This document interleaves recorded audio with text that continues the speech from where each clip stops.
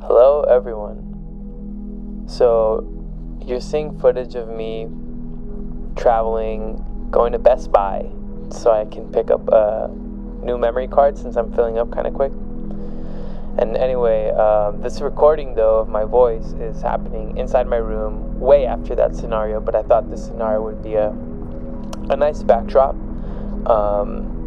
Sometimes you can't really tell what your growth has looked like, and I think for me specifically, I'm thinking of who I was in the past and how much anxiety existed in my body before I decided to focus on taking care of that aspect of my life and redefining my life. And anyway, I want to open this video up with an old journal input. This is an input from 2020, so right smack in the middle of the pandemic. This happened in April, and I think the shutdown in the world was in March. And so here it is. This is a reflection of who I was at that moment in time. And I'm curious to see what I'll talk about. I haven't even read this. I'm just going to do it for the first time here with you guys, so we both get a sense of what life was like at the moment. So here it is. Maybe what I felt was not that I had too many thoughts, but that I had no one to share them with.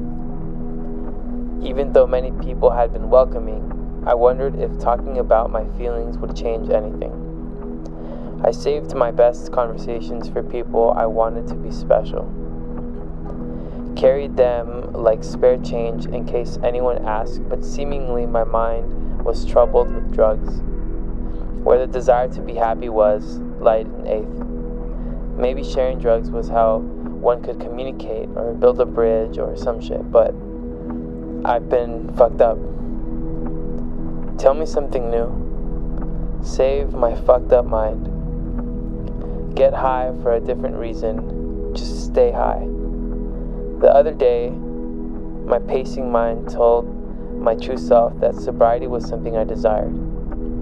But the parties came and went. Any thoughts of trying to meditate? I wrote more, thinking some new things might leave my haunted memories. I hoped to change myself, but was simply not there. How could I?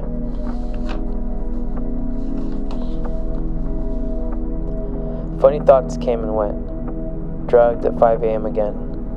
Drug thoughts like Rosa de Guadalupe or jokes or of that motherfucker David Hume, the philosopher.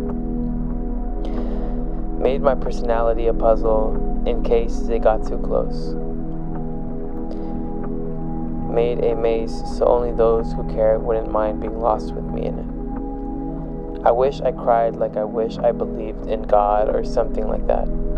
Vague personality, just fucked up, just more beer, just more drugs, just right. That's how I talk to myself with permanent words. Maybe all the trauma made me a storyteller. So much shit going on, I had to wrestle with it. Tell lies of what I'm not. How self-aware am I? How I've cried, kept boxing in what happened to me to tell its faster, packaged versions of my truths. Father, my eyes are weary and I'm not tired. You should tell me how you feel more often. I want to know. I hate how you've objectified people. I hate your racist jokes. I hate that you kick shit when you're mad. I hate how you've treated my mom. I'm tired of thanking you for working, even if I appreciate it. I want to know you. So how can I know myself? If my writing was nicer, would you take me more seriously? I don't know anything. I know my evil. I know my hurt.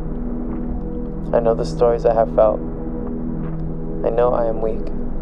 A thief, a liar, an addict, lust and all. Poor affected metaphors. Vague themes. Repetition defines learning. What would you recommend I do? Maybe constant drama maybe constant trauma is just accepted.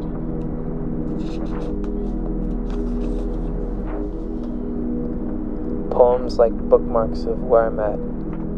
Writings of my perception defined by circumstance, institutional evil, messy ideas, messy writing, and unclarity. I never meant to cause any of you trouble. I'm drained, I'm fucking drained. I felt betrayed by my sibling when he went to jail. Felt scared for him. What had they done? His demeanor told me what they did. I want the waves to stop. Had they overcome me? Need a transcriber to just say my shit and have it down. Who's down? Who's around? Whew. This is heavy. Damn, that's crazy. Thank you for listening to that input. That was April 13th, 2020.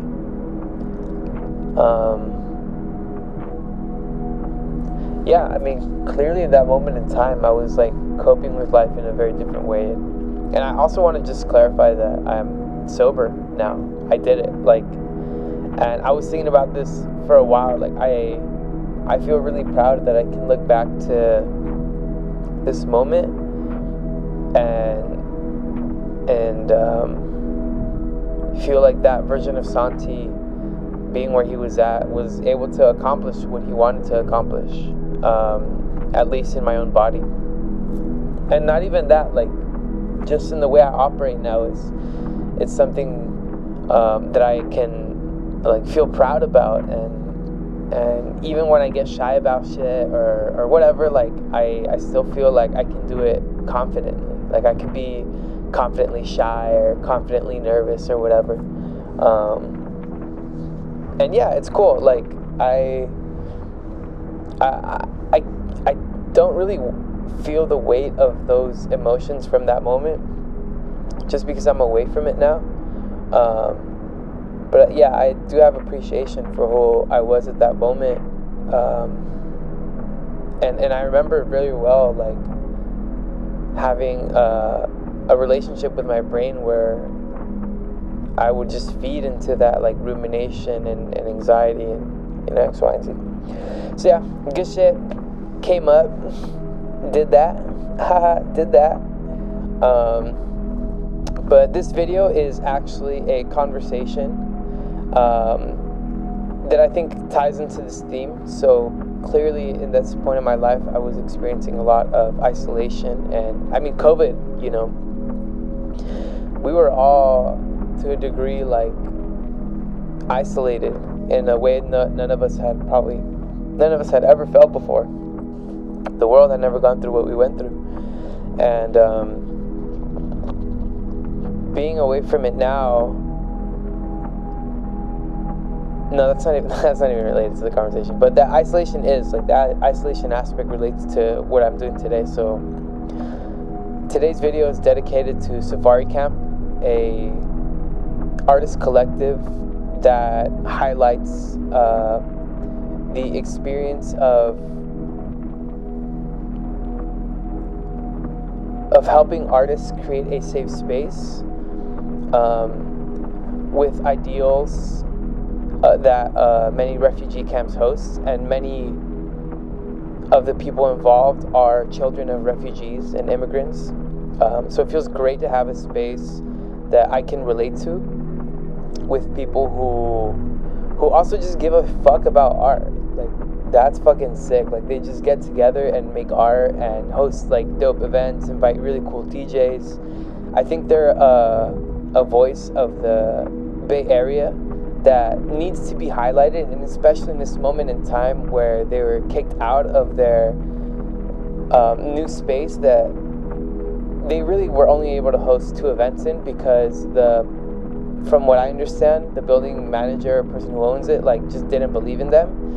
And I hope this conversation serves as a testament that none of that belief that one person had was fucking true, and that the collective themselves, like, and their individual and personal stories are reason alone for this to be highlighted as like a cultural fucking renaissance to art and love and community and third spaces,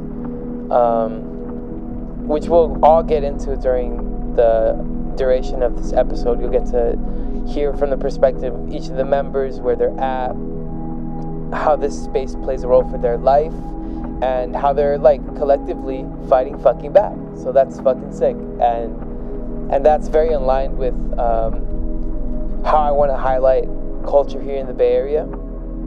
So yeah, let's get into it. Oh, and one last thing, if you're enjoying the kind of videos that I'm putting out, and I hope to continue to make more videos like this that are conversational and easy to listen to, background thought pieces on culture and the people surrounding it, and some philosophy and casual, like, yeah, just conversations. If you're enjoying that kind of stuff, go ahead and hit that motherfucking subscribe button, smash that like button, because I want to keep doing this. I want to grow this and really make this a career in my life and build it out. And I think I have a lot of ideas, and right now I'm just starting with the equipment I have and fucking passion, and I think that's enough, and I value that I can do that, but I also can't do it alone. So your support goes a really long way for me. So thank you, and yeah, don't forget to fucking subscribe, or I'm coming for your family.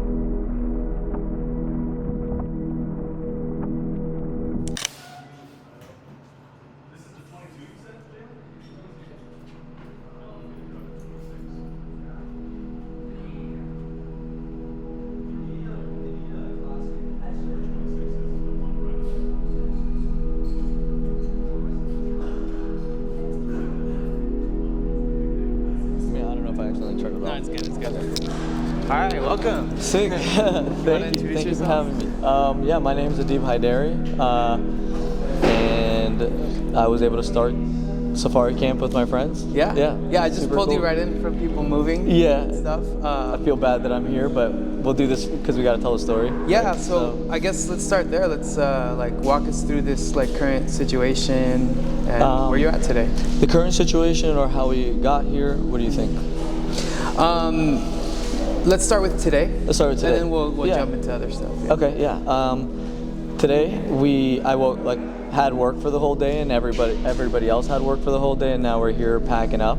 Yeah. We could go kicked out of this place. We'll say we got kicked out for reasons that are like we don't think is fair. Other people don't think is fair. Mm-hmm. But we're not trying to stay or discuss or explain our worth to someone, you know, like sounds good. Everyone else finds its value, so you know, we're gonna stick to it. So that's a lot of faith in like the thing that you do. Yeah. Which is a good, I guess, a good marker for a leader, you know, if you will, because I also know that the way that this functions isn't necessarily like one person calls all the shots. It's very open-ended. Totally, yeah, of course. But yeah, why don't you explain a little bit of like what this is like as a collective? Yeah, okay. So originally it's an artist workspace, and the purpose behind an artist workspace is to bring people together. So our format and how we set that up doesn't have any walls, and the purpose of it is to bring people together. Maybe they're coming after work and they want to find inspiration, or just people to talk to, place to do their work, and that's a place that we can create a safe space for artists, kind of like pursuing their craft. And then simultaneously, we want to help artists, right? And that's ourselves. And we want to create a platform for us to express our work, and for our work to be valued and shared, and to have a place to be expressed, and not wait for the big moment or for somebody to call us up. You know, like your work has value right now, and I think that, and that's why I want to like keep working at this, and other people think that, you know, because we all appreciate each other's work so much, and there's so many other reasons that go into why other people get more credit or more fame, and we're not gonna,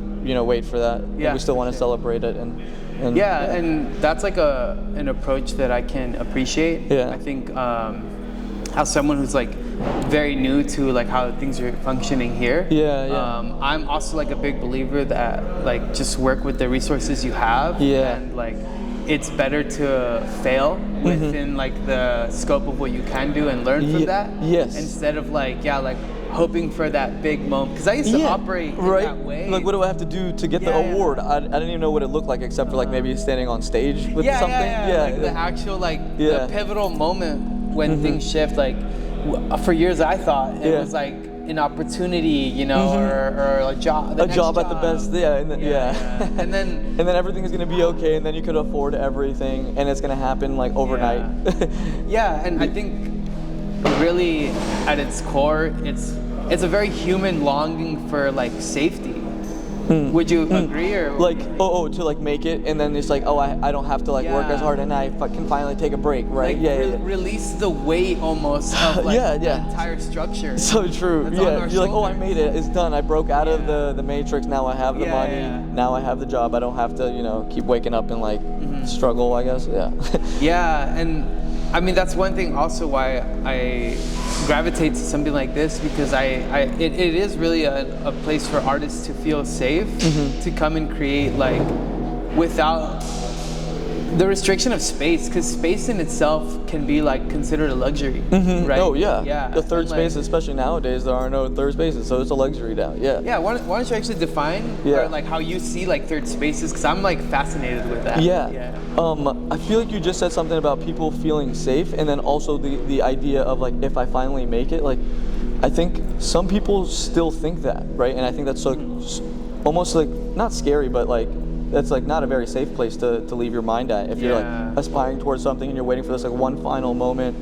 And so like almost this safe space just redefines it for you, and doesn't make you think that it's all for this one moment and you're gonna burn yourself out and you have to do everything all on your own. You know, and like that's where we're pushed as artists, right? Like you gotta grind, do it on your own, make your schedule, and you're gonna make it. And like, for lack of a better term, fuck the haters, right? It's very quick to do that, and I think like originally that's a fear that is like then a pain, and then we shield ourselves off with like the whole fuck the haters, I'm gonna do it myself, you know? And so I think like the third space then can be safe by reshifting the structure, so it's not trying to suck the life out of you and not trying to be there on your own, just doing all your things, and now you have support, you have people who can like give you feedback, you are introduced to people who are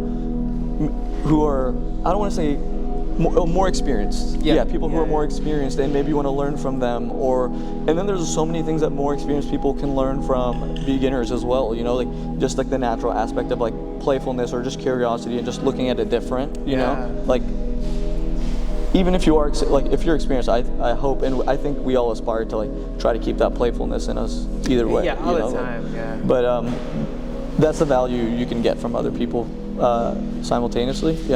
I see like third spaces in the same way,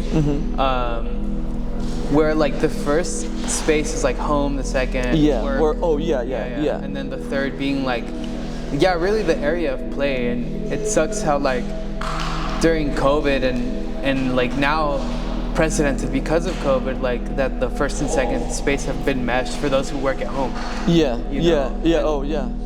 And then now like this is actually really interesting, because I recently learned that in I think the 60s or probably the 70s, tobacco companies were like going under. Like there was enough data at that point to show like that cigarettes and smoking was like super bad.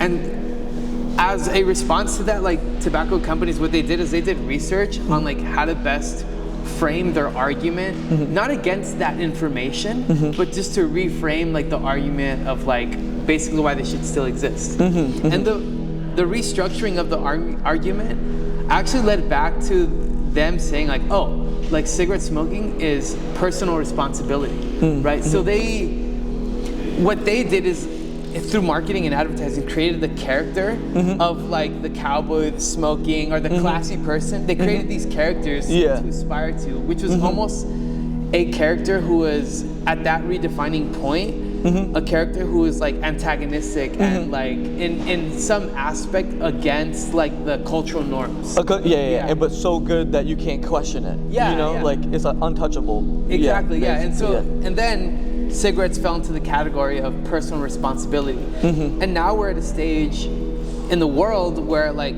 the withering of the third space has led, and online we see like for any like pro-capitalist like hyper-working person, we see the calling of personal responsibility through the roof. Like everywhere online that you would look, like every like matrix breaking guru will be like, oh no, like it's your responsibility, you're the one that has to do it all, X, Y, and Z, just like shut up and pick it up and like stop complaining. Like, and how do you personally, like this is on your day-to-day, how do you personally create that responsibility and also distinguish how much of that is your personal responsibility to grow versus like the nature of your circumstance? Because I think both play. Like you got to be easy on yourself for sure, right? Like you have to, but then there's also the thing like, oh, I got to be easy on myself, and it's like almost a little blind, right? And and so that's why I guess we're talking about the balance of it. I think like for me, that's also something I'm learning actually. I think I'm on the side where, not even because I gave myself the answer, but I'm always like trying to keep working and do everything I can. We share that. Right? I remember we talked about we that. do, and it's like exhausting, and people are almost like telling you take a break, or like you know, my history of like passing out and just like not even, or like maybe some people with ADHD might relate to this, is like you feel like you don't want to eat sometimes because it's like I'm breaking out of my focus. And it's like a task. Or you will forget. Or you'll forget. Or I always forget for sure. And I think, but before that, I always had this idea of myself that I was like a quote unquote lazy person. But now I'm redefining that because I use that as like okay, I can't be lazy. I need to be working hard. And I was like afraid of like my old self. But then now that I'm in a place where I'm like so stressed with all of this, I'm like, wow, like if I could just get like some free time and be lazy and just like let my mind roam free and really think about who I am and take the time to question things to its core, you know, and then I think like from there you just gotta keep questioning things in a sense where you break down things for what they really are. So then you have a clearer idea of like where you're at, right? Like, for example, like I'll like analyze myself in like the truest form, right? Like I'm super grateful that I have a very like loving family and supporting family, right? But at the same time, sometimes they're like, oh, like why don't you hang out with us and stuff? But then like if I keep hanging out with them, I won't be able to get what I want done, right? I'll follow the standard, right? But then at the same time, you're not gonna be like, oh, like forget my family, you know, that also doesn't make sense. So every time you choose, like you feel like you wanna choose one thing or the other, you have to like question both sides, you really right? have to decide, Anything that gets a reaction out of you almost is like, wait, it shouldn't have to be one, because you have to like acknowledge it, like, okay, this is what it is on this side, this is what it is on this side, and then this is how I'm gonna stay in the middle of it and like acknowledge both sides. Right? I think just being aware of your decisions as much as you can is how you do that. Like, I agree. But that's hard. It is, you know, and I think that actually it's like really fucking hard, and I think that's like part of the danger of telling people it's up to personal responsibility, because while that's useful and it's actually true, like the flip side is you having to now understand how you need to create boundaries within the world in a way where you feel like at peace, but also like I agree that you need the clarity of nothing in order to like be in touch with yourself and be like, whoa, like where do I fit into this? Like, if I'm gonna even work hard, what am I gonna do it for? What's the end goal? And is that even possible? And then you get past your own self-doubt, and then you realize that almost anything is possible. Like, it's a cycle that, you know, loops. Sometimes I think it's like a mix. It's like it's like you always have to assume that maybe you're not right, you know, and you have to always be okay with that, and don't look at yourself down as like, oh, I never get anything right. It's just like, oh, if somebody says something, and maybe it's like feedback, right? Sometimes we may be getting feedback, and instead we put a wall up, and we're like defensive and forget about it. We take it personally. But if you're like, and not too much to the point where like, oh, what do people think about me? But you take the feedback and you're like, oh, maybe you are right. And then you have that balance of understanding, right? But not even like, maybe you're right. Let's dive even deeper with the feedback, right? Like, oh, what made you feel like this? And oh, actually, I was doing it for this reason. Yeah. And then be like, oh, I understand why you're doing it for this. But then you're like, oh, also, I kind of do this as like a habit. And then, you know, you allow yourself to open that up, because then you're not, like, isn't it scarier to not know something about yourself and other people know it? Right? Like, they're seeing it and they don't even say anything. Like, that scares me. So I'm always trying to pick up things, right? Because, like, I need to know, right? Yeah. And we already kind of do that when we're like, oh, I don't want to hurt somebody's feelings. You know, you're a little bit of aware there and you pick it up. But then there's other things too. Damn. I'm gonna bring it back to like transitioning out of this space. And kind of get an understanding of where things are headed at the moment. So you want to talk about that a little bit? Okay, so it's basically been 8 months of you coming together with your friends and you have the best ideas and you go through all the stress and it's chaotic, but it's beautiful, and you see how people learn how to give feedback or how to be honest or how to think about things together. And it's been 8 months of that. It was 8 months. And then we got kicked out of the last space, and then we moved in here, spent 30 days cleaning it up with all the dust, activating the space, and then hosting an event, then learning that we're getting kicked out, then looking for a spot for the next 30 days, and that's till today. Business proposals. Business proposals, yes, we talked about that. I learned how to do that on ChatGPT, and then Canva helped me format the whole thing. Shout out to Amal. Her and I stayed up till really late.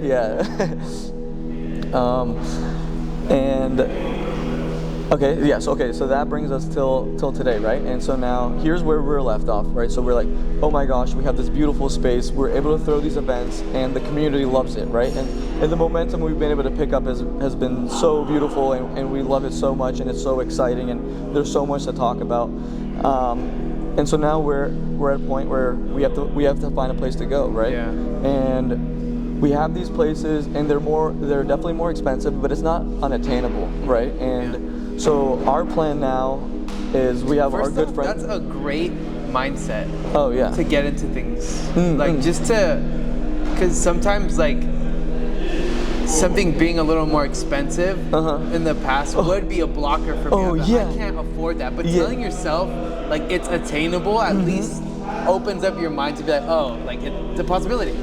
Right? And if it wasn't for all this like 8 months of running, we wouldn't be like have the momentum to be ready to like, you know, sprint and jump over this hurdle type of thing, right?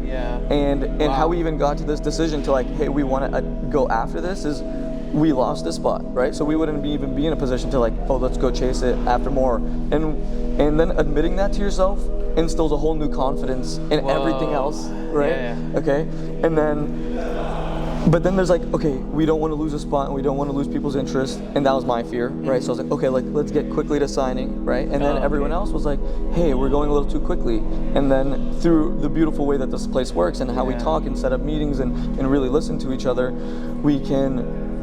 we're able to discuss both sides of that, right? So one side's like, hey, we should seize the moment, we can do this. And then the other side's like, hey, let's take a second, let's restructure and approach this with like a little bit more common ease, right? And then so we're like, originally it was like, oh, let's take a month off. We're like, I think a month's too long. We don't want to do that, right? So our agreement now is, okay, we take 1 to 2 weeks, we restructure, we try to add more residents, right? Because we're at about 20 right now. And we get to 30, and we grow that slowly and take on more of the rent that way.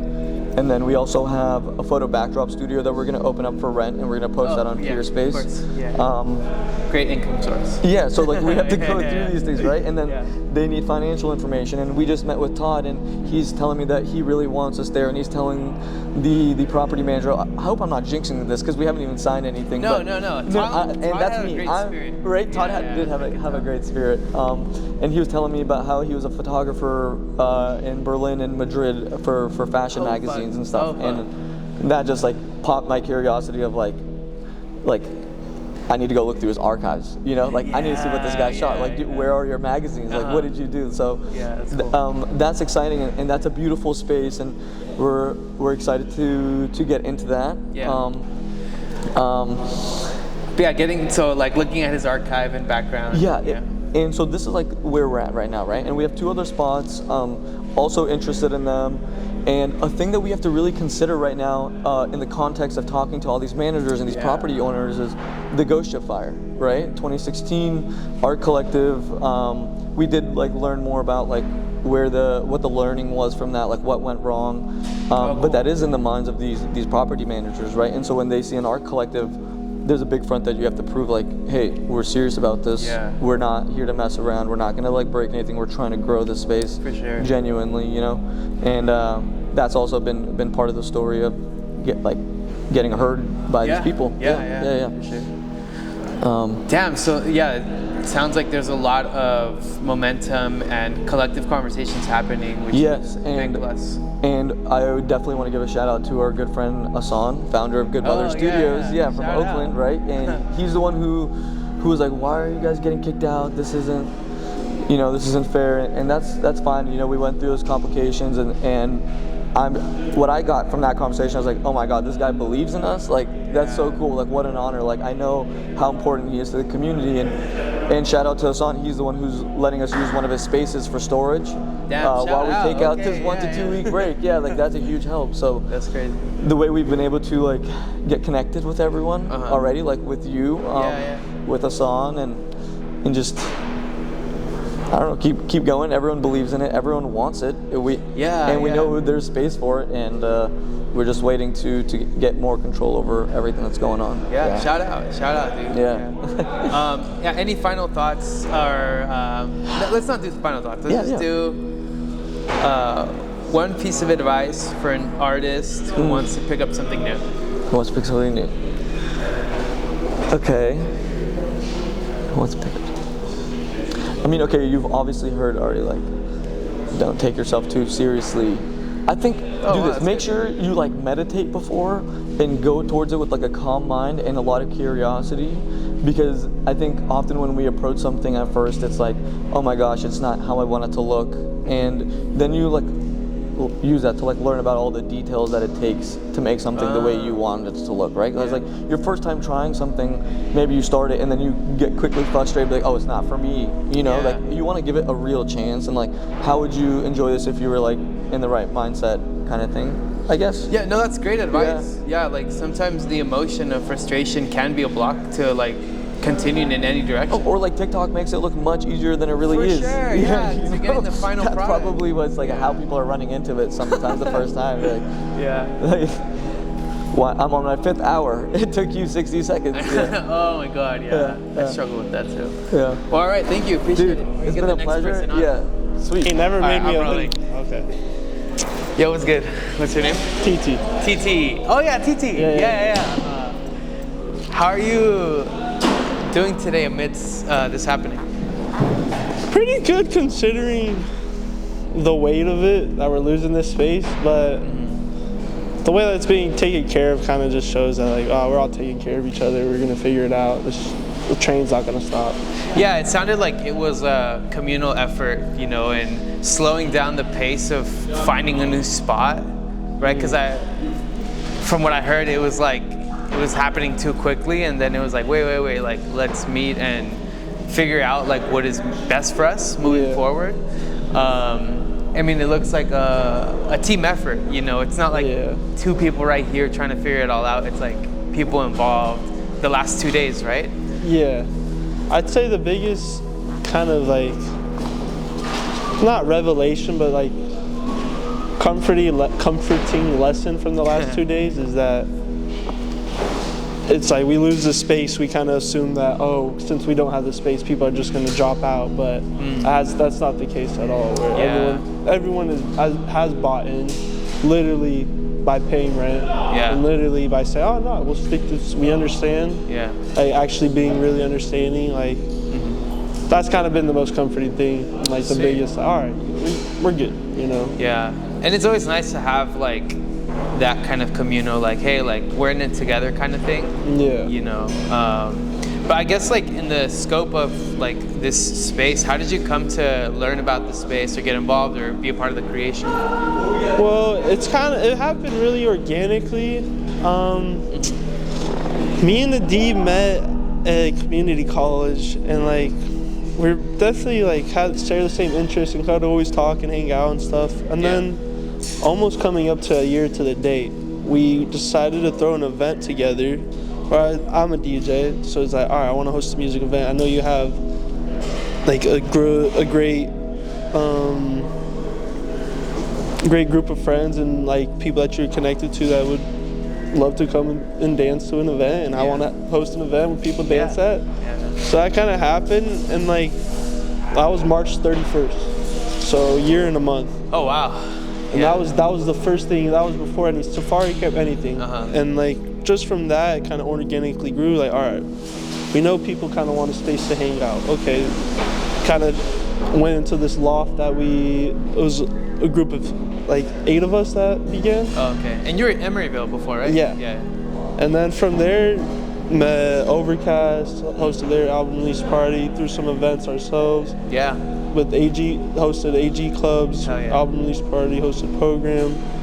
So super organic. That's crazy. Yeah. Like Adeeb knows program because he went to high school with them. Oh wow. Like it's just what a been super crazy organic. like initial run, dude. For like under your first year, that's a crazy amount of artists and like collectives to have under your belt. Yeah. 100%. I'd say the really like the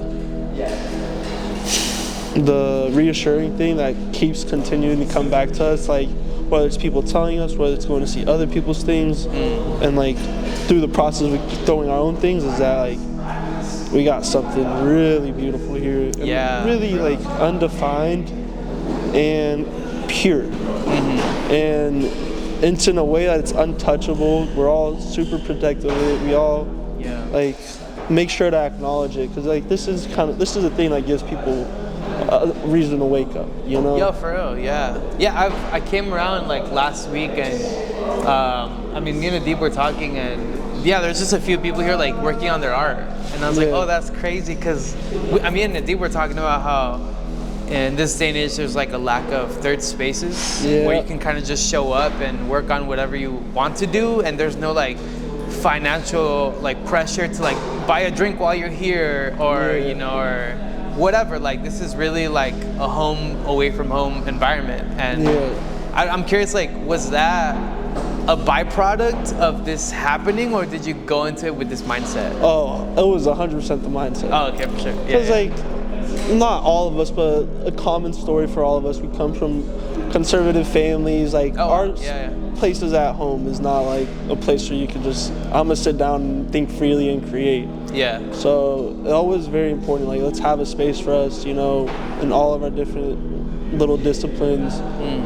And it's really, bro, it's functioned so well. Like it's so important. It's so important.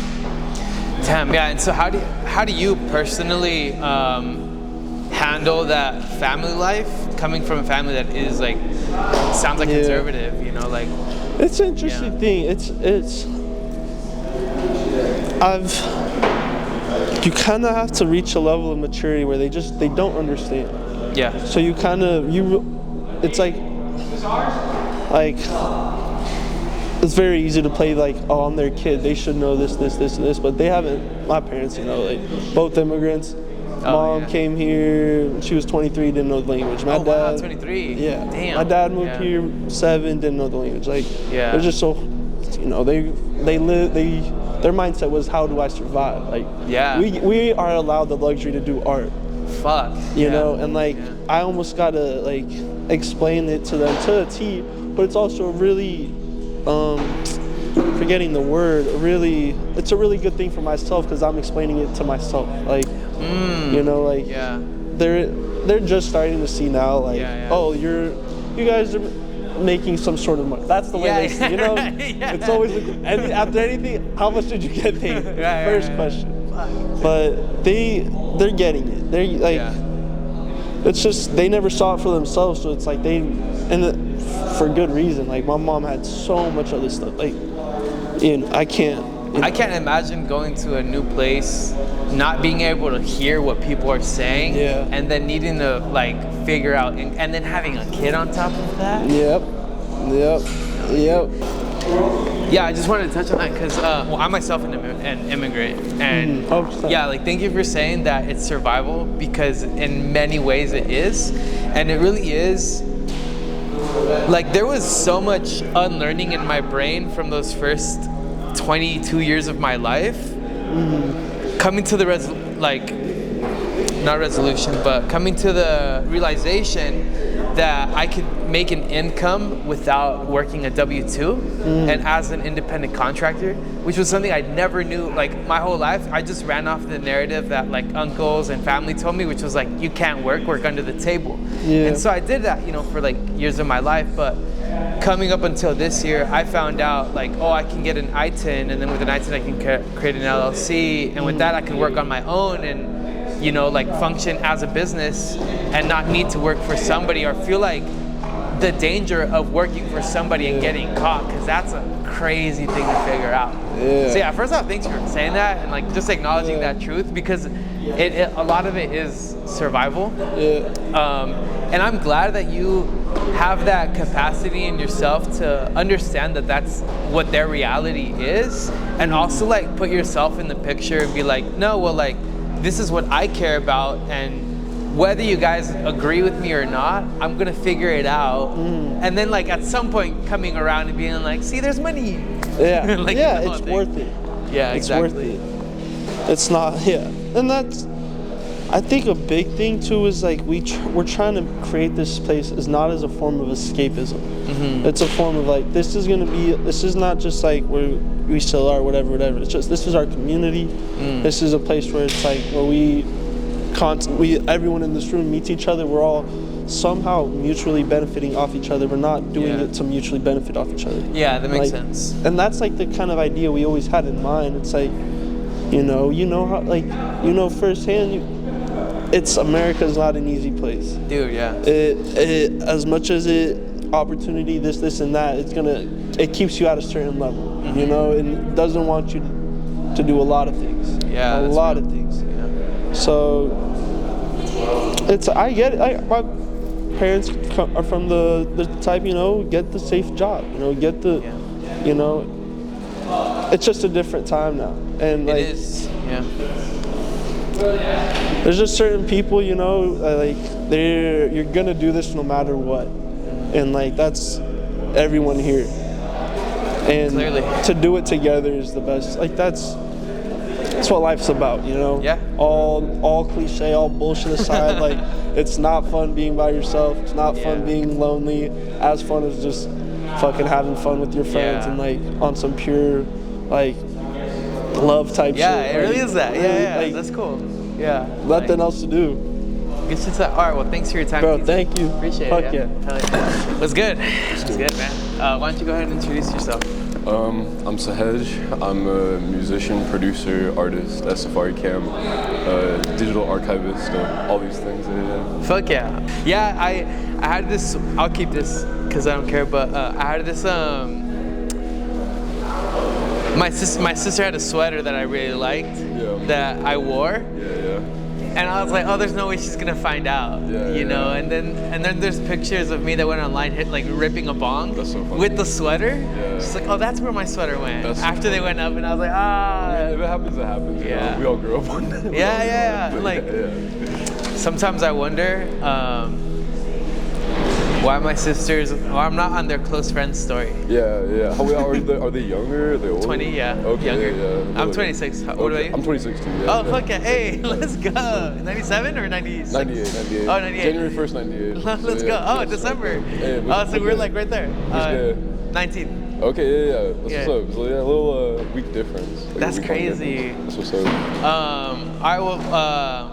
I want to hear about your like music production.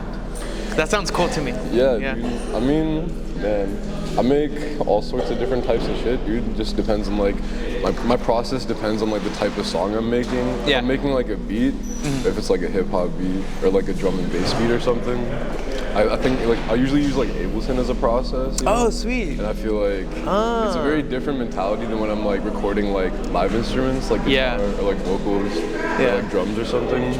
So I use like different programs for different things. I use Ableton for beats, and like I use Logic for like more guitar-based stuff and like indie rock. Like, oh wow, okay, yeah. Like jazzy type shit. Yeah. Do you record vocals into either of those, or? Yeah. I mean, it's easier for me to record vocals into Logic.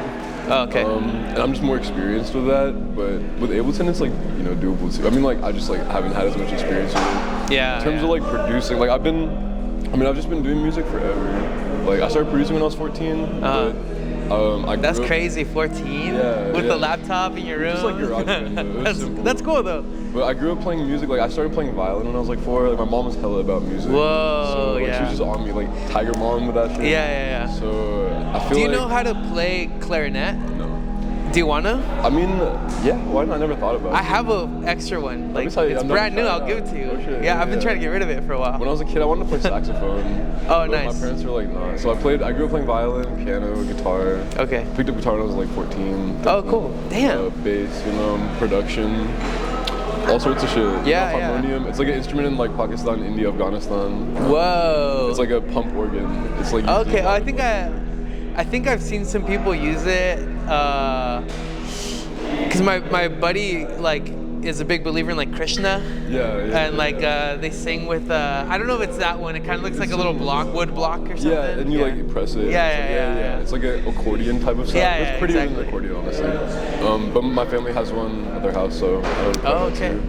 But yeah, just like grew up around music. How much of Sorry, I didn't mean to cut you off. Yeah. How much of your family life plays into, or culture plays into your music process?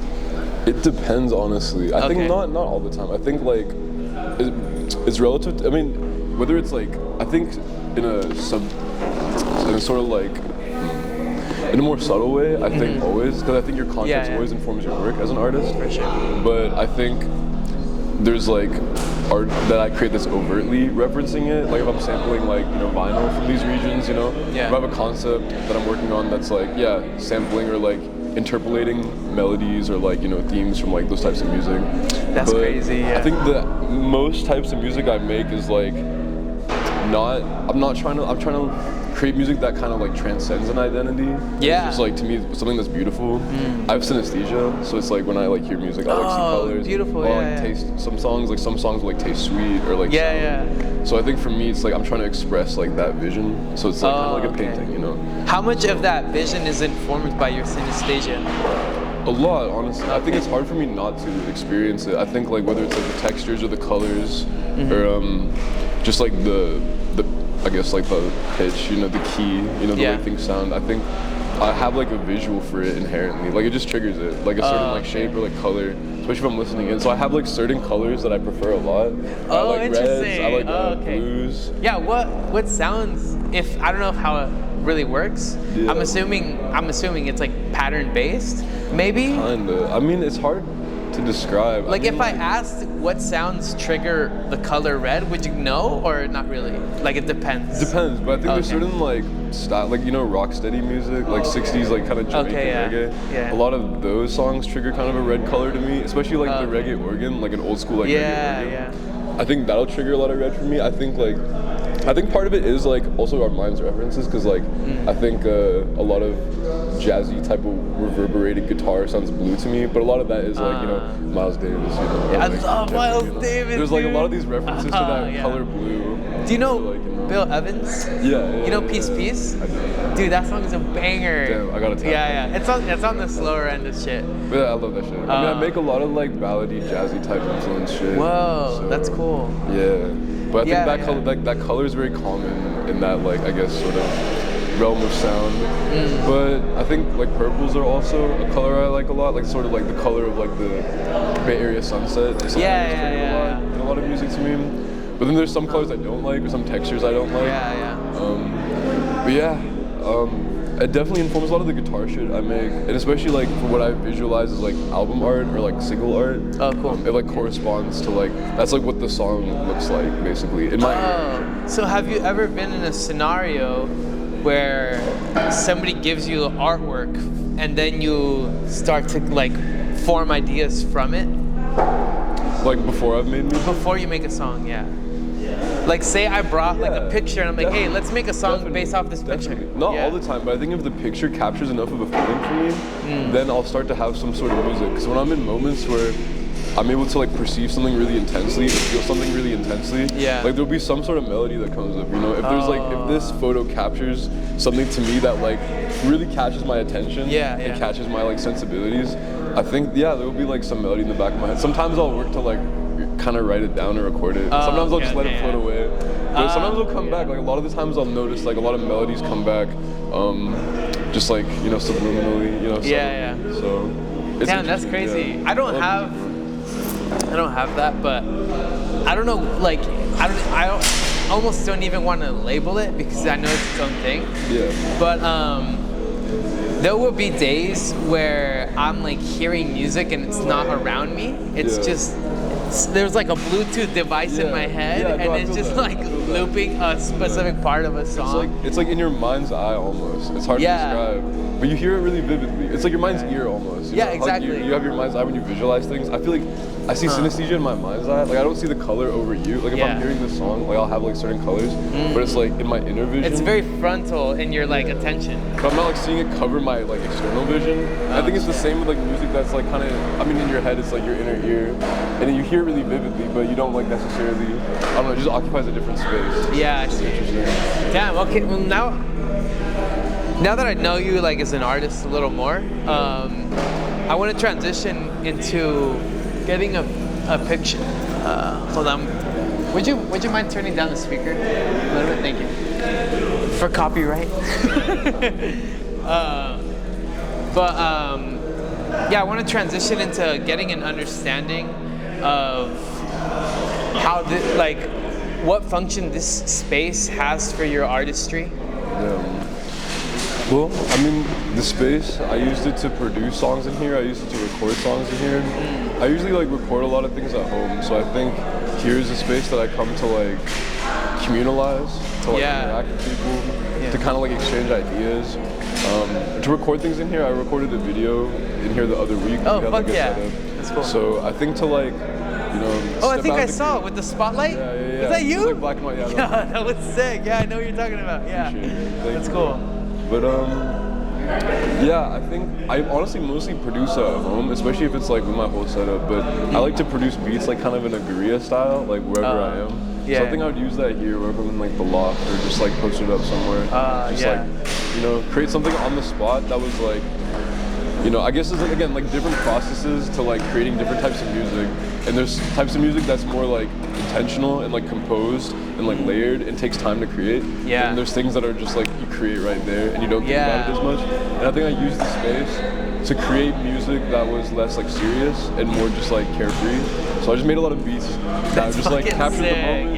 I didn't think too much about it. I was like, this is the vibe I'm feeling right now. I'm not gonna like overthink how it sounds, like the process or the layers. And once I'm done, I'm just gonna make a bunch. So I cooked up a bunch. I cooked up like 60. Oh man, I'd love to hear some of these. Yeah, I don't even remember what they all sound like. I was just making so many. But there's definitely someone putting on like just beat tapes and dropping them.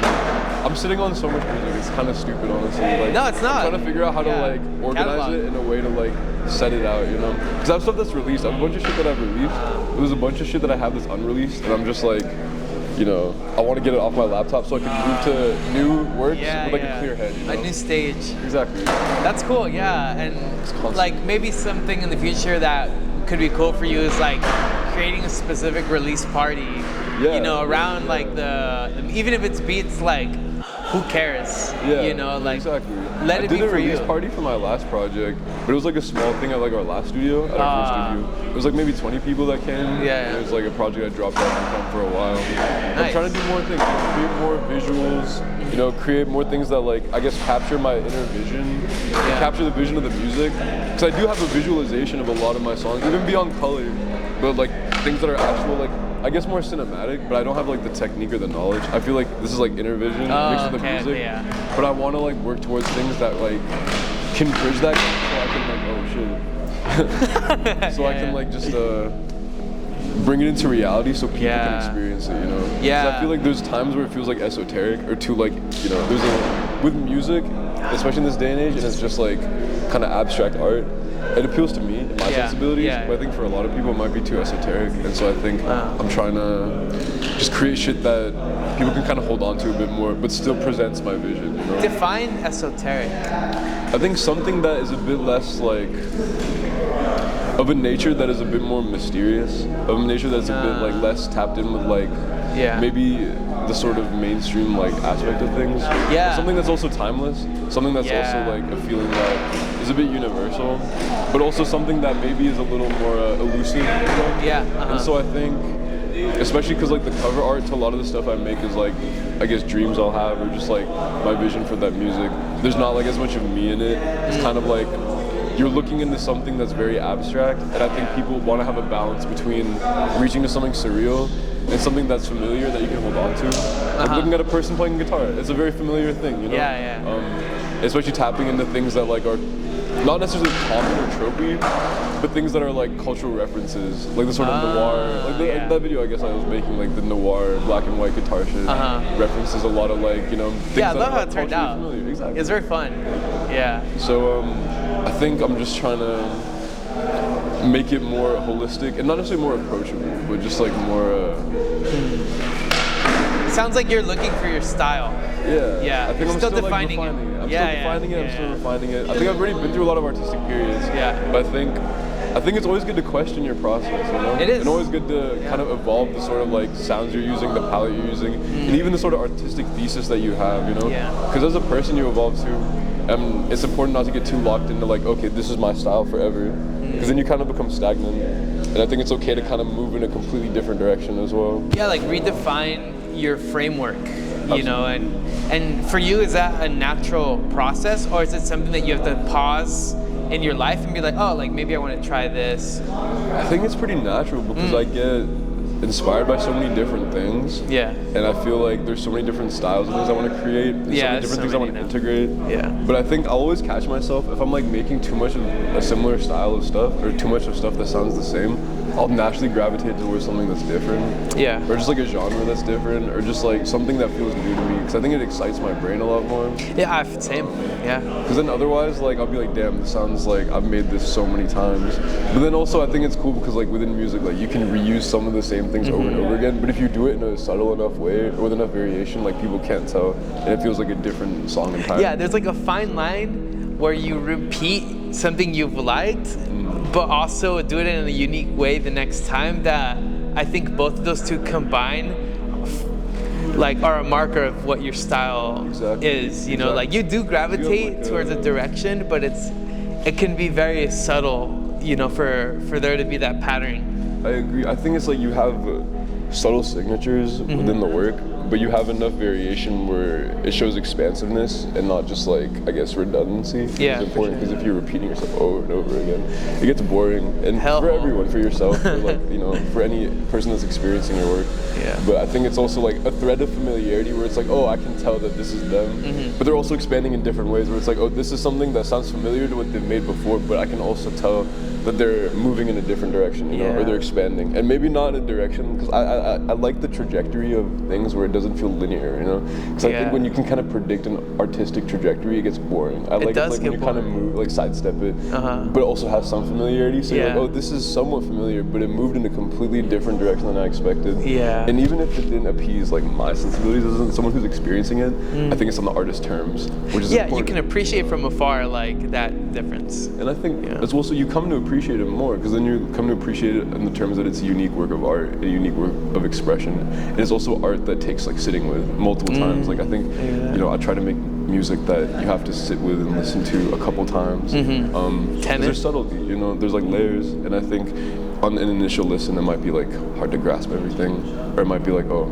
I don't fully get it, but I think the more you listen to something, the more familiar it becomes, and you're like, oh wait, like I do understand this now. And it's actually like, it's really sick, you know? Even though at first it made me feel kind of strange, now it's like one of the sickest things, you know? So I love that idea. Well, all right, thanks for your time, man. Appreciate it. Yeah, that's good. You sure? Doesn't have to be perfect. Like most things in life. There we go.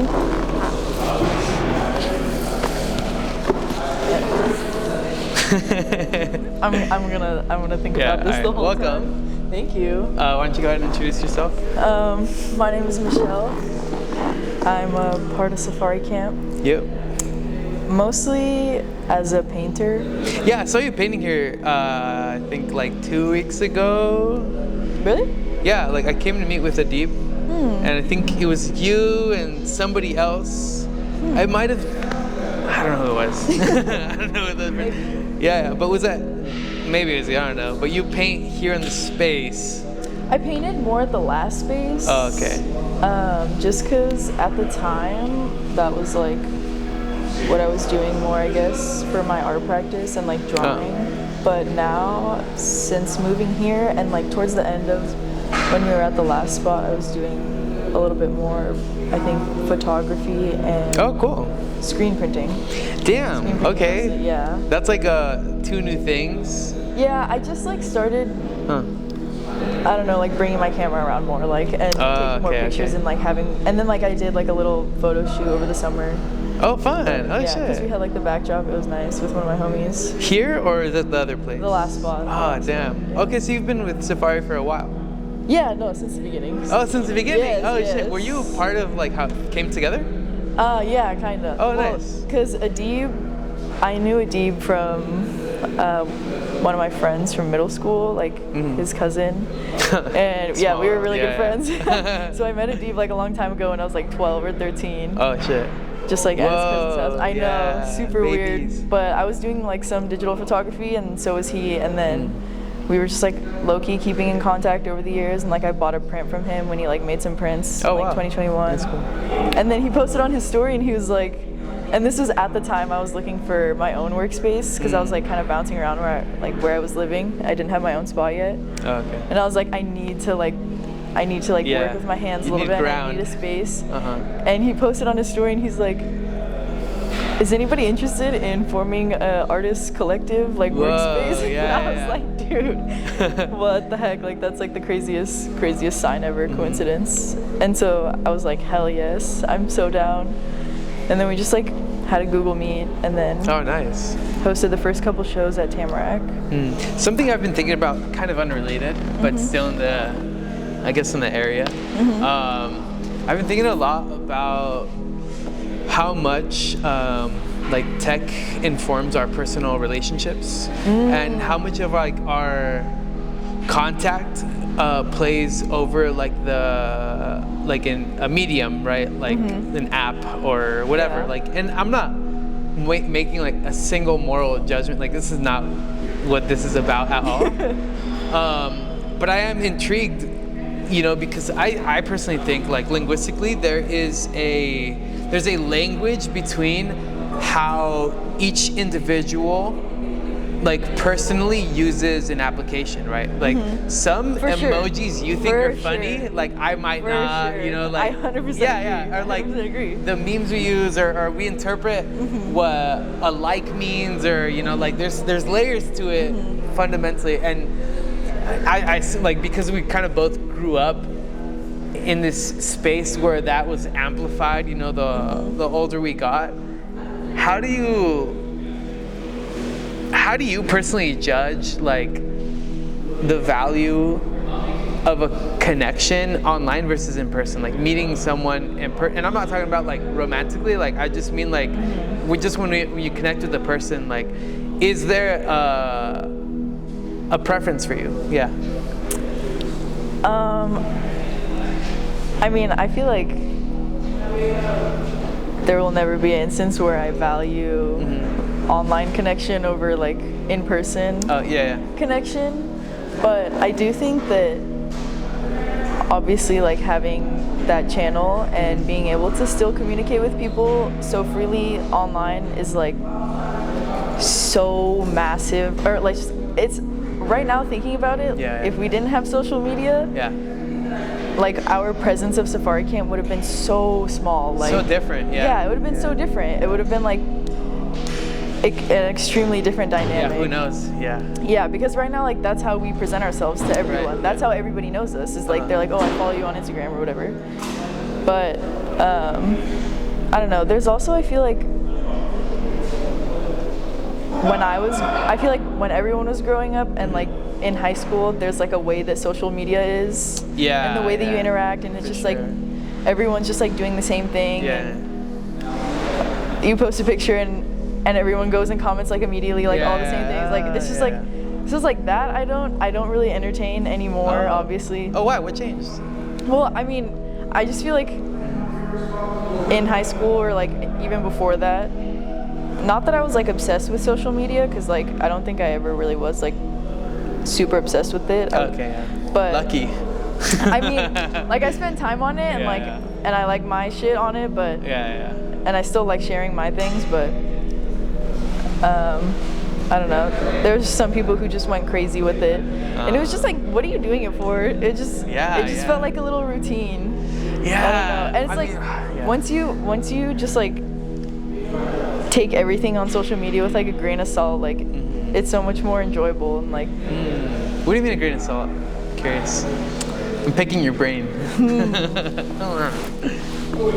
I don't know. I just like don't think it's so serious in how the way that you need to present yourself, and I feel like a lot of people nowadays, especially with so many different like types of identities coming back too. Archetypes of history. Yes. A lot of people's like main personality or like that aspect of their personality is just from how they like show themselves on social media and like the pictures that they curate. For sure. And also it's just like when you post yourself so much in a certain way and like in a really posed way, your own perspective of like what you look like gets so distorted, and so when you see yourself when you see yourself like moving naturally and like and like someone taking a video and then you like look at it and you're like, oh, I hate the way I'm like moving. Overanalyzed. And like people like say that, and I'm like, dog, like that's how you look in real it's like life. not Like that that's deep. how everybody sees you. Like everybody sees you like that, and everyone loves you. Like, why are you tripping? It's not like this is new. Like you look like this the whole time. This is like a real reflection. Yeah, exactly. How much of that reflection do you think is filtered by like the subjective? What do you mean? Yeah, okay, cool, yeah. What do you mean by that? So like, how much of the basically, in any way that we represent ourselves online, like there's a subjective attached to that representation. So how much, like, I guess what I'm like asking how you view yourself? Yeah, like how you view yourself. Like, do you think that in that subjective like approach, how much of that for you is like you feel like is accurate? Of like how I present myself. Yeah. I feel like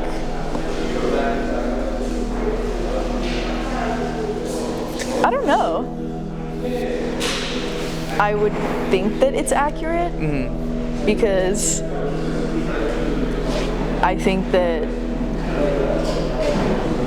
the way that I express myself and the things that I post go hand in hand, like my my style, my aesthetic, and just like the pictures I take and the clothes that I wear, like I feel like they're just interconnected. So like the things that I find interesting that I'm taking a picture of and I'm sharing is like is like things that I would talk about in my daily life, you know, or like be like, oh, like this is cool, like and I'd show my friends and be like, yo, check this, like this is a cool picture, sick, you know? What was the last thing that you posted that like isn't a picture of yourself?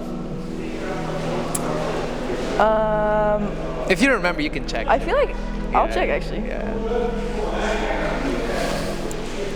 That's like something that really intrigues me. Like, I mean, people post. Honestly, I don't post myself that often. Like, I will with like a bunch of other pictures of just like what I've been doing, or like little snippets of like what I've been looking.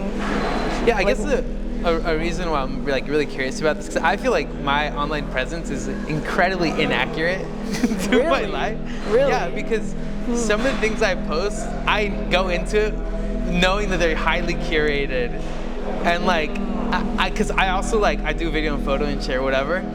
So much of that depiction is in the edit, and for a while, like in the early like 2000s, there was like this hatred from the photographer community towards things that were edited, right? There was a pride in like actually like doing the thing and having it unfiltered. Like people hated for sure when they found out that models like use touch-up, software or whatever. Yeah. And now it's like it's hand in hand with like our everyday, like filters and X, Y, and Z, whatever. And so for me, I go into the mindset that like my online presence is deeply inaccurate to my life. I'm okay with that, because like to an extent it's like its own thing. I think also it's different because of like how intertwined you are with like actual photography and like so it's like that's understandable. It's part of it. Like, damn, if I had the skills, I would be curating my shit too like that. Because that is who you are, and that is your identity, like in a way. Yeah, in a way, yeah. Like if that's your work, and that is your expression. It's interesting. I never thought about then the way that you curate your posts is exactly that, Yeah. So maybe it's actually really accurate. It's more accurate. It's the most accurate it could be. Well, okay, show me your it was actually like this collage I made. Oh, no, can I see it? Yeah, go for it. Let's go. I don't post like actual posts that often. I'll drop like 2 a year maybe. But whoa, okay. This is sick. Yeah, that was like on the roof at our old spot. It was so cool. Oh, you have a cat? That was my friend's. Oh, okay. Yeah, super cute. That was the old spot too. The old spot looks cool. But like I post on my story, like I post safari camp shit all the time, like what I'm working on. Yeah. But not really my face anymore. So I feel like when I post my face, I'm like admin reveal.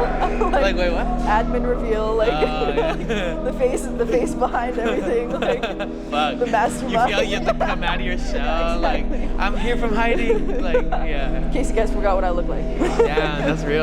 Some real shit. So how you use the space is basically tied to like your art creation, and also I'm assuming you have like a certain amount of like input into the events and things that go on, or you stay away from that? Yeah, I feel like mostly right now I'm contributing in a way like with our merch and like the direction of like like the designs that we have for that, like that's like the more tangible thing that I'm doing with that, and it takes up a lot of time. But art. But I mean, I think like the dynamic that we have right now is like team decisions, kind of. Yeah, that's what it sounds like. Yeah, like for like big stuff and like the direction we want to go in, it's like, okay, like guys, what do you think about this? Like, do you guys have ideas? Like, I feel like everyone also is really aligned in what we see for the space too. Okay. So it's really easy and like flows really easily. Yeah. For the most part. Well, you have to have like there has to be resistance to everything. Like I think it's important to have resistance in any like decision making collectively. Or even in the microscopic level, like the smaller decisions, like to an extent, you don't want to block progress, but you want to invite give a direction to and have a sense of like respect and know like whose skill set is where, and how like this whole collective can individually like move forward as a whole. But that's cool. Like it sounds like you're on like the merch side of stuff, and it sounds like it takes a while.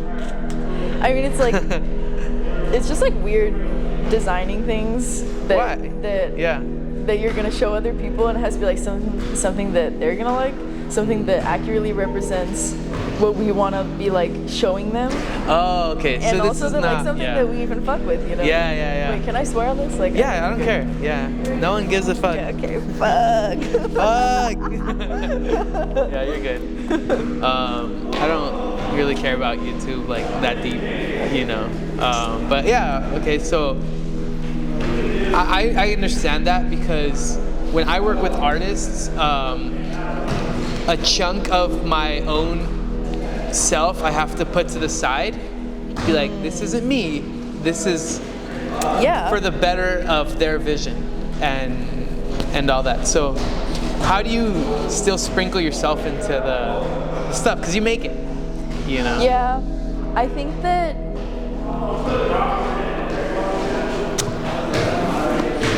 honestly it's really interesting, because for me, with something like the merch, Eddie took most of the direction on the merch. So he came up with that, and then we worked together, and I just like we tweaked it a couple times, had a different versions. I like drew out a couple versions after we had the initial idea.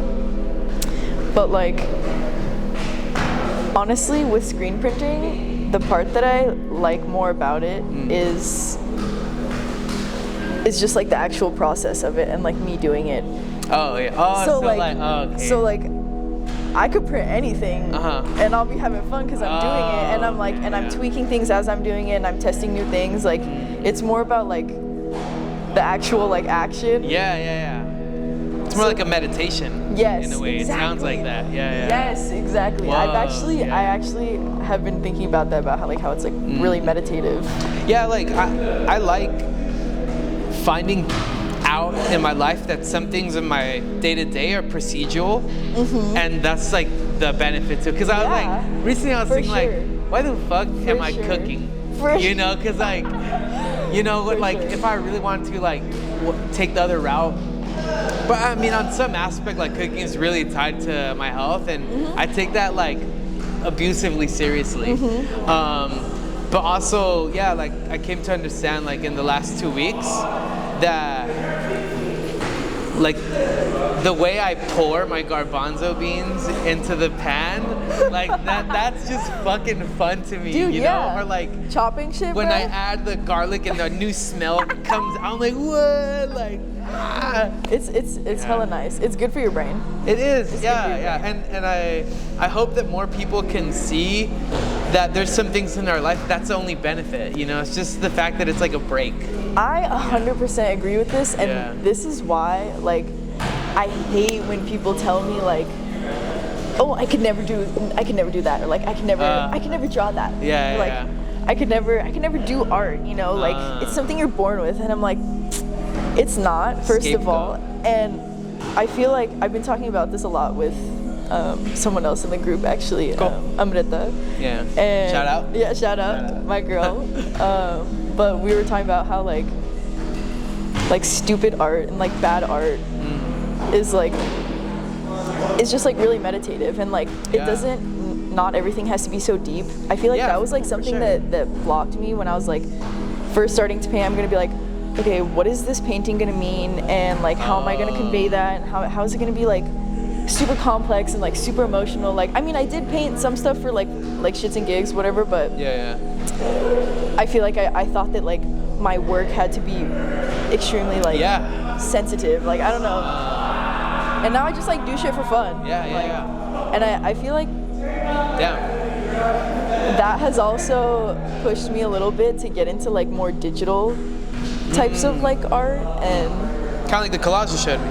Yeah, like stuff like that, or like doing that, but like with like pictures and like Photoshop stuff. Oh, fun. Yeah. Just like random things. Yeah. Just like have a little idea and just like do it, or like just like little animations, random things. Oh, okay, animation. Like small projects, small projects that you just like do for fun to like be creating. Like not everything has to be like deep. And, like a big piece and like super special to you. Just like do it. This is so refreshing for me to hear, because for so long like my whole shit, because I think in line with that, I also make music, and one thing that's a challenge for me is like doing it because it's fun, because I like am extremely like, there's too much of my ego in the lyrics that like I feel like the thing I say like needs to be the most important thing I said,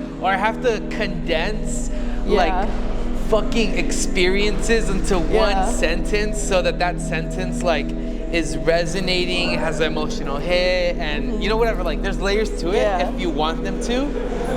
And then there's the occasional, I think I also operate with projects very differently, where now I'm at an understanding where it's okay for me to allow something to take that long.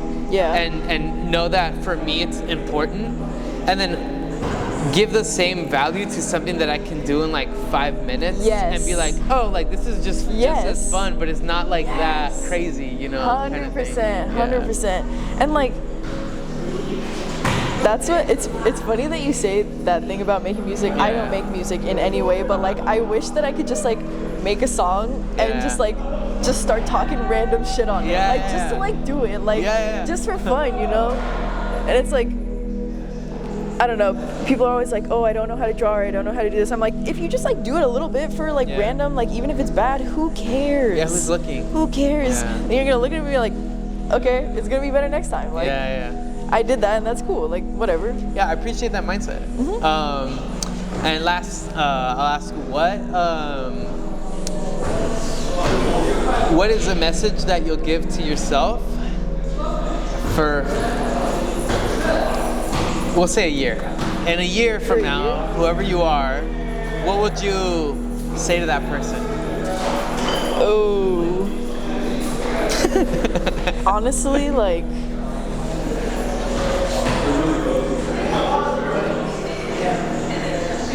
fix your sleep schedule. Like, get 10 hours of sleep at night. Like, Fuck that? Bro, I need to get my sleep. Okay. Rest. Just rest. Fair, yeah. Yeah, All right, a break. thanks for your time. Appreciate it. Thank you. Yeah. All right, I'll take your mic.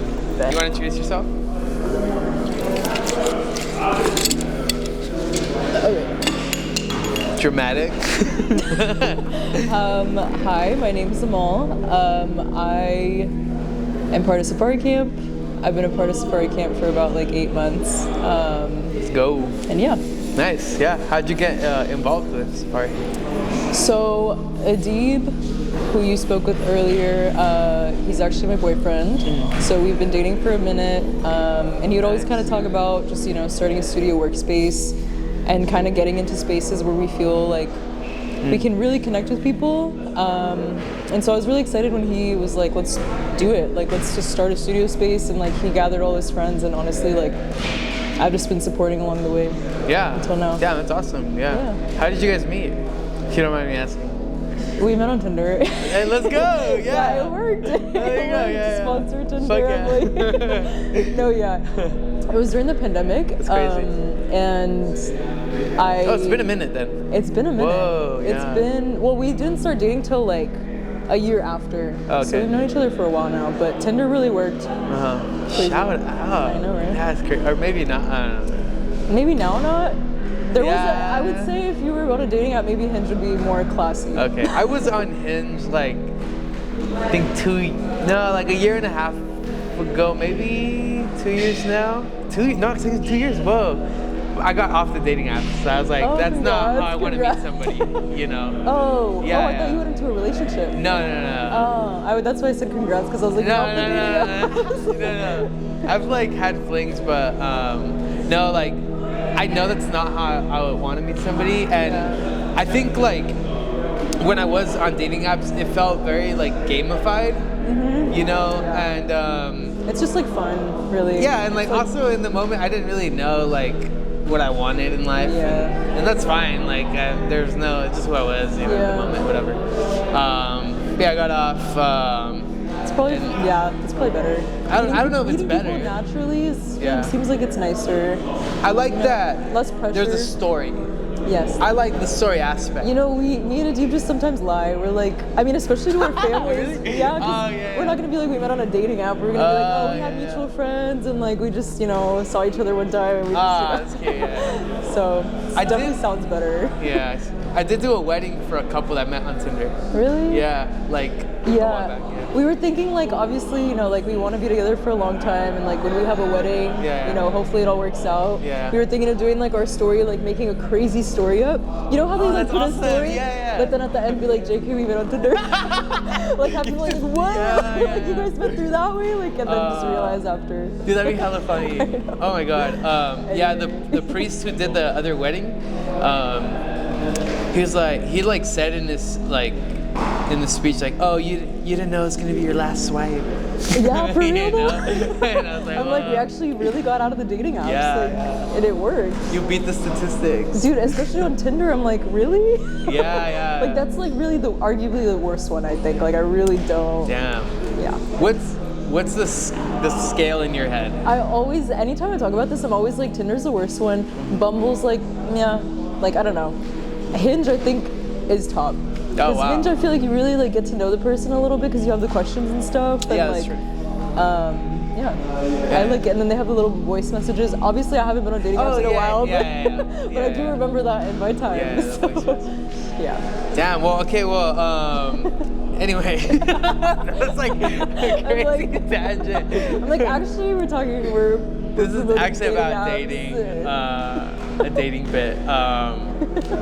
Anyway, well, I guess like no, like let's get into that. No, Like, we got into it. It's okay. how is it being like a partner with somebody who's like, he seems very active and he doesn't chill? Yeah, I think he's rubbed off on me, honestly. Oh, I good. think I rubbed off on him too. I don't want to be, I think both of us have different traits. When we first met, like, I think that I think that you date people or you like people because you kind of want to be like them. I have this theory, I don't know if you've heard of that, where you like, you end up liking someone because you're like, I like these traits about this person and I kind of want to be them, but not be them. Like, I just admire who they are. I want to wear their skin. Yeah, I mean, basically. And like, I think that's what happened. Like, he's really creative and really just like dreams the biggest I've ever met anyone dream. Yeah. Which is like, I'm more of like, I can only think of like the next year in my life, and I can only think of things that I can be sure of. But he's more like dream big, like amazing stuff. But then I'm also much more like, I'm not saying he doesn't have his shit together. I'm not saying he doesn't have his shit together, but I think when I first met him, like I was really on top of it. Like I was just like, I was at Berkeley, like I literally was just going freaking crazy on. Oh, you see Berkeley? Yeah. Yeah. Okay. Cool. Yeah, and so like I think that he also admired that part of just being really like, when you say you're gonna do something, do it.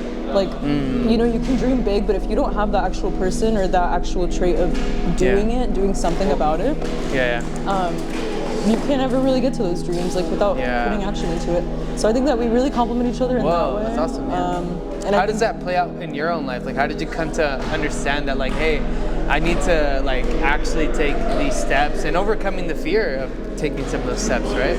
Oh, in my life, like just doing. Yeah. I mean, like, I think after a while, I just get tired of thinking about stuff for so long.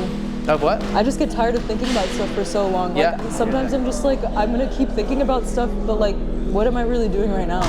And if I have all these dreams, and I will say, like, I have a lot of things I want to do that I haven't done yet. Yeah.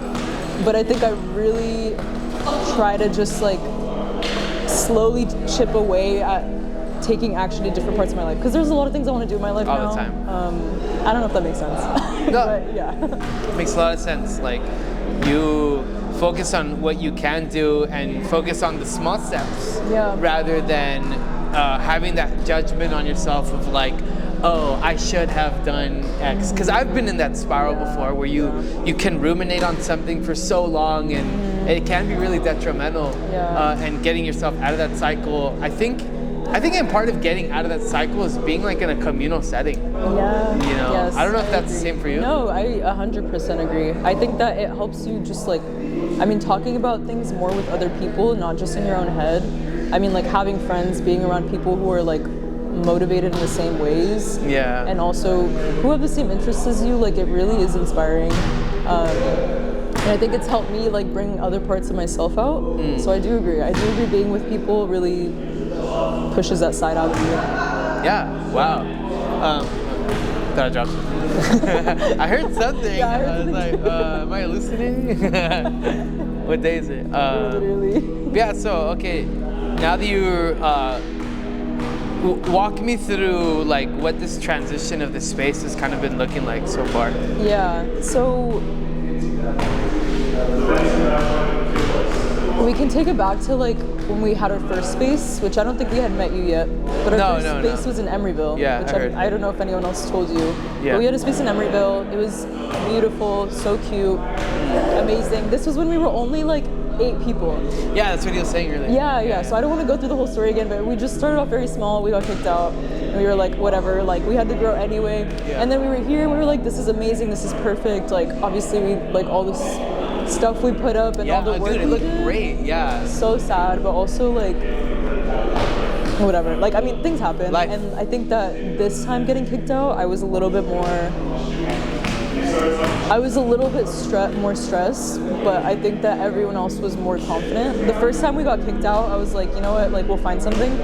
this second time I was a little bit more like, if we don't find something, I feel like I don't know what's gonna happen. Like I was just like, I feel like there's so much like so many people interested, so many people that want to keep coming back, and if we don't have something to offer, what are we gonna do?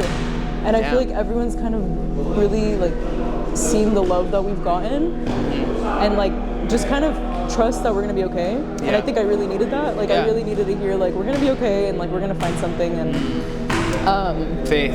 Yeah, and also so many people want to help now, and like just people even now like moving out and helping us has been huge. Yeah, so many people here like on that process. It's amazing, and it's like it's fun to meet all these new people like every time we're here. So yeah, I think just it was scary at first, but I'm like, it's gonna be okay. Yeah, because you had to like work on yourself to have that like faith in yourself. For sure. Yeah, but definitely we've gotten validation from the community, and like people just have really like made us feel like really loved, because we love everyone so much. Like everyone that's come has been so amazing, and I feel like we all feel like so much love. So it's been really helpful to feel like we can keep going. Yeah, this space doesn't feel like other collectives. I personally felt, honestly, if I'm gonna be very like real, when I came to not this past event, but the one before, the first one here, and the fact that you guys had like Indian food was crazy. I was like, no way, like I know. You're like food at a party. Yeah. Not food at a party. It's food at a party, like sure, but like the fact that like somebody cooked it and came out and like that and we're was also like supporting his business, and it's like he's amazing. Like, you want to go ahead and introduce yourself? I'm Ilyas. I'm from Alameda. I make clothes. I'm born and raised in the Bay Area. No, did you make these? I did make these. Fuck yeah, dude. Actually, like, they look really good in this space. Do they? It's like, Oh, thank you. Yeah, I've seen you like around a few times now, and I got a video of you and your partner. Yeah. Okay. I don't know. I don't want to define shit. Yeah, that's my girlfriend. Yeah. That's cool. At the space, and I guess before we get into like the camp and culture itself, why don't you walk us through like why you love clothes? I don't know. I just feel like I've always. Actually, no, that's a lie. I haven't always been into clothes. Yeah. To be honest, until like my senior year of high school is when I started getting into clothes. How I wanted to dress myself. Really, I didn't really ever have a desire to make clothes. What did you dress like before? Just like pretty regular. Like super normal. Like H&M. Long hair? For most of my life, I had long hair. For like high school, I had short hair. Whoa. And then I grew it back out once I went to college. So. Yeah, H&M? Type shit. A Hollister? Yeah. Yeah, like super normal clothes. Are you Latino? I'm not. I'm from Afghanistan. Oh, holy shit. Okay. Yeah. All right. Yeah. So yeah, I always kind of just wore all black, realistically, just like regular clothes. And then senior year, I started caring about how I dressed. And then I went to school, and then COVID happened, and I just like didn't have money. But because I like clothes, I wanted a way to have clothes. Yeah. So I decided I want to make it. So I just was self-taught from COVID. So I just bought a machine. I was kind of copying patterns of stuff that I had already. So instantly, I wanted to make like a pair of pants, just because I felt like it was super hard. So I wanted to do something that was really difficult, so I could learn all the difficult stuff like immediately. Yeah. So I made a few pairs that were trash, and then they were just garbage. And then I just kind of stopped making stuff for a while because it took me really long, and it's difficult being self-taught. And it was hard to have motivation just because I'm always in the house. Because it was COVID, so I was just kind of locked down. I was always in the house. I just didn't really care to do anything. At that time, I was a community college student, so I was doing online everything. It was pretty easy, it's community college. And then I transferred to UCLA, so I moved out there, and I was like living by myself. So I knew I liked clothes, and I didn't really know anybody, so I just decided I'm gonna keep learning how to make clothes. And then there's this guy that I followed on Instagram. Shout out Hal Cole. Shout out, yeah. He had a brand, and I really fucked with the brand. So I started like making the stuff that they were making. And then they were like in the beginning stages. So they posted, they're like looking for people to help work on our next line. Shit. And you were already studying what they were doing. So I hit him up, and then he conveniently just lived like 2 minutes away from me. So I was able to go there all the time and just like help him make stuff, and then I became like part of the brand. Yeah. So it's called Ends Repair. Oh shit. Yeah. So I'm part of that brand, and then just that's how I started getting really good, because I was just always there, just always making stuff all the time. What does it mean for you to like? What does that brand mean to you? I mean, it's just like kind of my first experience making clothes, and it was like it worked really, really well. Yeah, it sounds like that. Yeah. And then it was just a group of 4 of us, and then like all of Cole's friends and stuff like that. So it just felt super like intimate. It was a good like friendship bond, and it was like different than I saw a lot of other people making clothes on social media. It was always like one person, face of a brand, and then, you know. Oh, and everyone else is kind of lost. Exactly, yeah. So here it was kind of like a group vibe. It's just like it felt like really good, and it was a good space for me to think like creatively and kind of fully express myself and be like the direction I wanted to be, because it was the first time I moved away from home, so I just by myself, you know, the first like group of friends that I met outside. Yeah, and that can be scary too. Like so just like it worked out really fucking well. Yeah, it's like, I mean, I get the sense here that like it's also not one person who is like the face of safariii. Yeah, exactly. So that's kind of why I've known adeeb since I grew up. Oh. So our parents were like really close friends, both immigrated here same time, so like close friends, and then we just kind of grew up together. Yeah. So I've known him for super long, and he's always tried to get me into the space, but I was living in LA for a long time, and I came back, and they were still at the last location, and I was just kind of comfortable making stuff in my room. Yeah. Because that's where I was making stuff the whole time, just always in my room anyways. Get used to it. Yeah, but then he showed me this spot, and I had started working, and I hadn't been working the past like so many years, like I don't even remember. Yeah. So like I didn't have any time, or I was just losing all my creativity. So then this was just a good spot for me to come and kind of be able to start thinking again and making the stuff that I wanted to make again. So like it resurrected that, like in a way, like care for you and passion. Right? How do you move forward now that you have that space? Like what newness has it brought to your clothes? I feel like it's just making me, well right now because I just started, right? I just came here, it hasn't been too long. I'm just kind of getting back into the flow of things. Yeah. So I'm just trying to get back into the same like momentum that I had previously, but also balancing it with like my work now. Yeah. So I'm just trying to get back to where I was before, and then I'm gonna kind of keep going forward, but I can feel myself kind of getting more creative again, wanting to get back into the flow of how I was making stuff before. Yeah, fuck yeah, dude. Yeah, that's crazy. And so it sounds like this place brought community for you, and like a second home, and all that. And it's helping me like tap back into back to LA, to my friends in LA, because like I had just stopped making stuff, so I wasn't really like talking to them too much about like what's going on, because I just stopped making stuff. But now that I'm making stuff again, I'm like talking like we're back in the loop. Okay, I'm back in the loop. Now we're homies again. Yeah, I like that. Like you talk about like it being important for like a brand or company or a space collective to be more than just like the product itself, because I myself have found like in moments that I only care about the product, and like it sucks, but I feel like I've lost connections because I care too much about like the outcome of something versus the process. I think it's a balance though, because you don't want to care too much about the process and then not have a good product. For sure, yeah. I feel like if you have a really good product, your process naturally it just becomes appealing. At least for people who are like, I don't know. That's just kind of how I see it. I don't really, I don't post too much of the process of the stuff that I do because I don't post that often. Yeah. So I just kind of take time away and focus on whatever I want to make next and make sure it's exactly how I want it, and then I'll post it.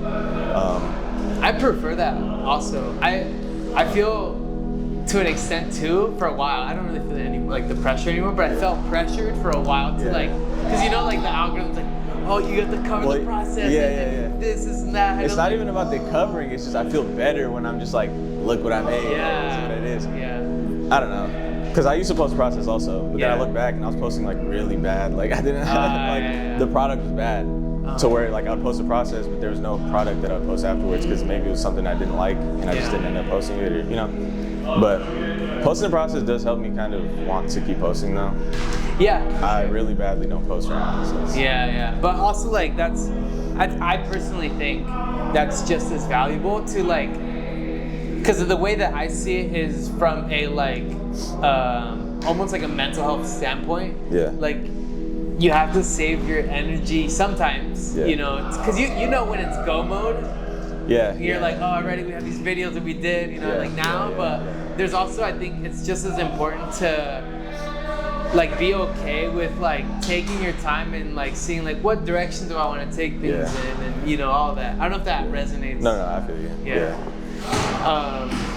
But yeah, so are you like in tied with like making the clothes for this space at all, or not really? Not yet. I mean, eventually we're likely gonna go that direction, so I can help start like, I don't know, making, because the type of, like, I make pretty much everything by hand. Versus right now, I mean, it's kind of just in like the preliminary stages of making clothes. So where we could just kind of order bulk and then, you know what I mean? Yeah. But definitely, yeah, for sure. But like later on, if we go that direction, I definitely want to just, I like the idea of having a whole bunch of people do a whole bunch of different stuff, because there's no one that's doing that, right? That's like, true. If we're at this, like, a music space, but at the same time a clothing space, and just a general art space, and like, I feel like that's better. But I don't know, I feel like I'll eventually go towards helping with the designing and stuff, but I, at least for right now, like I said, just want to focus on getting back into fucking You know, if I go into just making things for this space and I'm not being able to express myself how I want to, then it's just kind of, it's hard. Yeah, no, that makes sense. Like you want to value like your own personal approach to things and process versus like the other. Because I feel like I'm in the same situation with like a lot of the work with my clients. So I shoot like music videos. And for my clients, like sometimes what they want is vastly different from what I can offer. But I do make it a goal of mine to try and attain whatever it is that they're looking for, so that they're like also, I mean, they feel like their vision is being fulfilled. But it is like a certain amount of me is like, I guess, like, you know, like that concept for the 10th time or whatever, like it is what it is, and I think it's important to separate. It's just as important to have individuality in a collective. Right. But it's definitely good in just a group environment in general. Always will inspire you to like be more productive, at least for me. Because if I'm around other people and other people are doing something they're supposed to be doing, I'm not gonna just sit on my ass. You know? I'm gonna work. So that wasn't like the same with you before, I'm assuming, when you're in your room doing your stuff. Yeah, exactly. Like I'll do, I'll finish like half of something. I'll just sit there for a while and be like, I can take a break, but I'm in my fucking room. You know what I mean? Like I can just chill. I can do whatever the fuck I want. I'm gonna watch TV, just lay on my bed. Like I don't have to. You know? So it's hard. But here, like I have to finish what I'm doing, or I'm just gonna go home. And yeah, I like that they're playing sports too. You know, like. It's just like a cool thing. Because if I'm in my room, the only distraction I have is my phone. So I'm gonna play a YouTube video, and I'm gonna change the video a whole bunch of times. And you're in the rabbit hole. Because here, I don't even have to turn my phone on. I can put it somewhere else. I don't know where my phone's at. They're just kind of in the background, like doing what they're doing also. So I see them doing what they're supposed to be doing. I'm doing what I'm doing. There's noise in the background that can kind of distract me. Yeah, like the noise in the background is almost like YouTube. Yeah, exactly. You know, to an extent, like yeah, because when I'm working in my room, I'll put like coffee shop jazz music, and like some of those soundtracks are like playlists come with like people talking in the background. And okay, I feel like, you know, but yeah, this is definitely more the environment that's in line. And actually, I wish more people felt like. Well, one, there is like a lack in spaces like this, just generally in the world. But two, for like those spaces that do exist, like I would encourage people to look for them because of that same benefit that you're talking about. You know, for sure. When you were in LA, it sounds like that's what you had with your friends, with your buddies, like a similar situation. Yeah, exactly. It's just like a comfortable feeling. And I feel like because I've known Adeeb for all along, it made it super easy for me to kind of just flow into it, because it was like person that I already knew. Yeah. So I kind of stick to him if I didn't know anyone or I was kind of awkward or something, you know what I mean? So it helped me assimilate hella fast. Are you more introverted or extroverted? Yeah, Where are you in the I'm scale? kind of, I mean, now I'm definitely more in the middle. Okay. I was for sure way more introverted my whole life. Oh, yeah. Yeah, but like, now I'm okay. Like, I mean, I don't think that it's an issue to be introverted. I think it's like... Not me either, but for me at least, it was giving me hella anxiety and stuff. Oh, really? So it wasn't helping me. Like, it was just kind of making me like anxious to be in the space. Oh, whoa. Yeah. Where do you feel like that anxiety would come from before? I don't know. I just would always like be by myself a lot. So going out was hella overwhelming for me. Oh shit! You know? Yeah. So and were you aware that it was overwhelming, or more intuitive? No, yeah, I knew what was happening, but you just have to keep doing it to kind of get over it. I guess at least for me, I'm not gonna say that that's how you do it. It's hard. I know it's hard. So, what would you say to somebody who's introverted but wants to come out of their shell? Like thinking about it. You know? It's so like. Everyone says it, but like you just have to be yourself. Like you just have to not care. You just have to not care. That's really it is. Yeah. Right? Like just be yourself and don't care. Because if you care too much about what other people think, you're not gonna be yourself. Yeah, and that's actually really tied to like presence, right? So like a certain, I wouldn't even say a certain amount. Like being yourself, a really important thing to achieve that is allowing yourself the ability to be present in a place. Yeah. Because I do think that caring about what other people think will deter your attention to that, and like kind of like anything in life, like what you give attention to, like you feed. Yeah. And that could be like, you know, but so I like that you said that, you know, just practice on being more carefree and living with that weird. Be carefree, but like also have some self-analysis. Like don't like, you know, don't be too fall out. Yeah, don't be a crash out. But like, do self-analysis, kind of do what you're supposed to do. But like, a lot of, at least for me, I would like overthink interactions to the point where it just kind of make me not want to interact with people. Whoa, yeah. But it's like you don't have to do all that. Like it's definitely hard. It's easier said than done for sure. For sure. But I mean that's what I did. Yeah, it's a life path, right? Like it's the thing. It's probably the major thing you overcame in your life. I mean, but also I fucking moved to a whole new city, so I had a chance. Like I looked at it, I was like, I'm gonna be a new person, you know? Oh, that's good. Yeah. But like a lot of people can't just leave. I went to school. Like I would have never moved to LA by myself without a reason, you know? Yeah. Like that's fucking. That was a great reason. Yeah, that's terrifying. I would never do that. My friends ask me now, and I have a reason. I'm still kind of scared to come back. Oh, you know? Because like there, I was at school, I had an excuse. But if I just move back and I don't like do what I'm supposed to be doing, then it's not really. You know, it's kind of, I don't have the same excuse. At least that's how I look at it. So. Yeah, I see what you're saying. Yeah. It is like really I had a good opportunity. Like I said, I just kind of got lucky with how things panned out. Yeah. It sounds like. Like I met this cool group of people, and it just kind of helped my anxiety go away because I was like, damn, this shit is dope. Like I can do what I want to do, and I'm part of something, and it's actually established somewhat. Yeah, I feel that. So that's a lot that helped me. When I moved from LA, I moved from LA here with no plan. Oh, okay. Nothing. Like I knew 2 guys. Yeah. And like it was really, that first year was like, you know, it was insane. But I'm glad I came into, and I'm still in many, because it's been like about a year and a half now. Still finding like my group, my network, and my homies. Yeah. But it is part of the process, like releasing that old person. Yeah. For sure. I agree. Yeah. All right. Well, thanks for your time, bro. Yeah. Appreciate it. Brother. Yeah.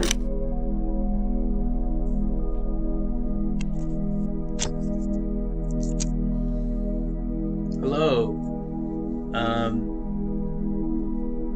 So I feel like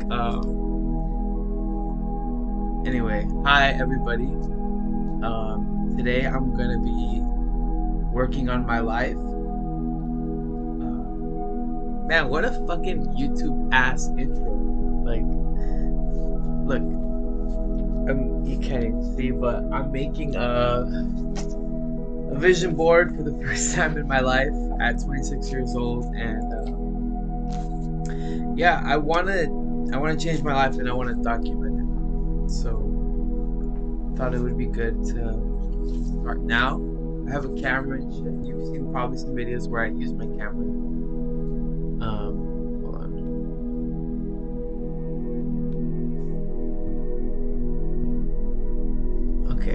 I just stopped the piano. I don't know if it's gonna be some royalty free shit.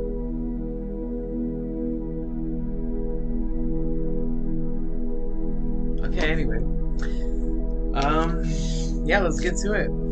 So, the top of my thing says find my purpose,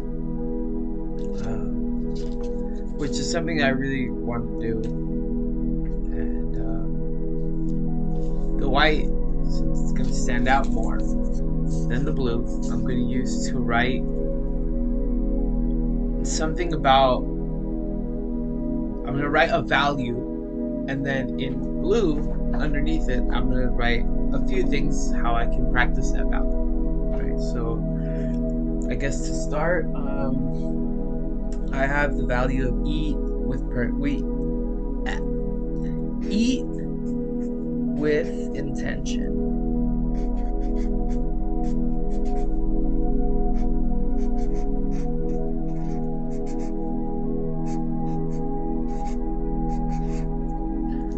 That's something I care about a lot. And then what I'm gonna do is take a pen and smack it right there. Bloop.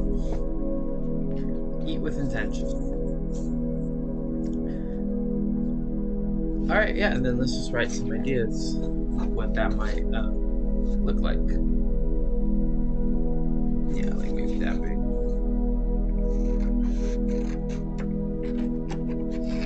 What does it mean to eat with intention?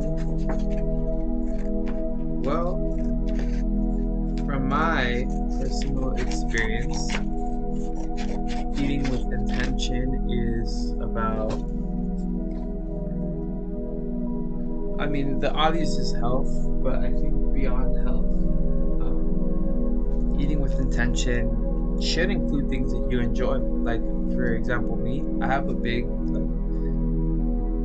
have an insane sugar craving, and I realized that eating with intention for me doesn't look like getting rid of that want to have sugar, but it's just restructuring what kind of sugars I intake, and pairing them with something healthy. So something I've been doing this week that's different, so instead of going to the store and having a Snickers bar or cookies or something like that, which I do crave, something that I've changed in the last few months is, for example, eating like I did today. I had walnuts with a little bit of chocolate drizzled on them and syrup, just a little bit. Super tasty. I still get my sugar craving check. Yeah, it was intention. So that's right. Create. I'm a big snacker, so create healthy snacks. Yep.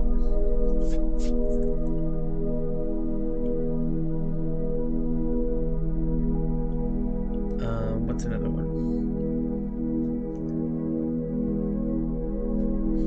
Create healthy snacks. Find new recipes.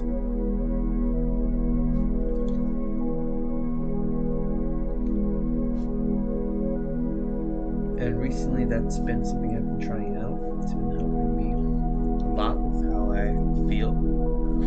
I think food is also paired with how somebody feels. And since I've mostly done better at eating with intention or more intentionally, I do feel like I feel better. Like my body isn't hurting or aching or all that stuff.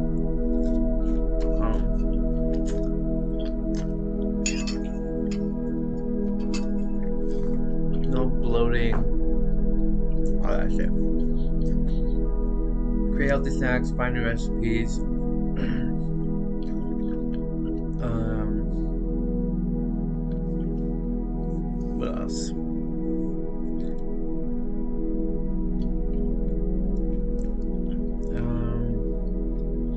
I move a lot on the go, so I do like to make foods that I can go into my fridge and heat up and then munch and go.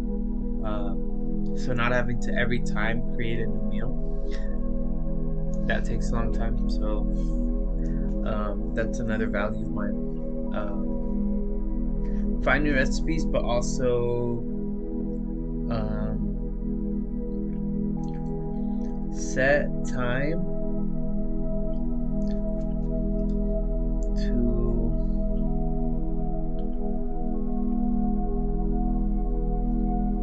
to cook bulk. To bulk cook would make more sense, but I'm writing in pen. There's no way back. So.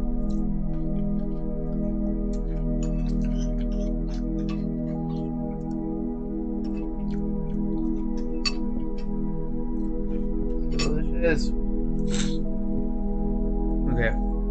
Now, what are exactly create healthy snacks?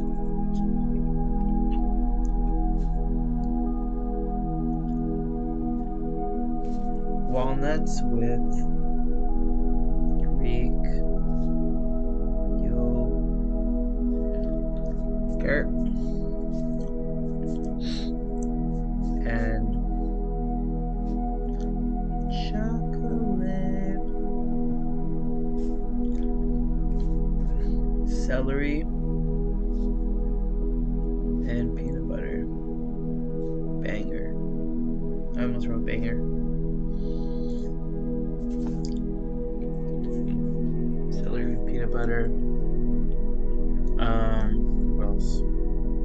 Walnuts with Greek yogurt and chocolate, celery and peanut butter. Savory snack. Oh, popcorn. Popcorn is one of my favorite snacks with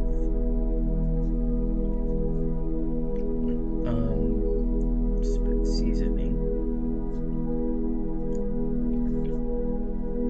What else? I'm gonna look it up actually. Savory snacks.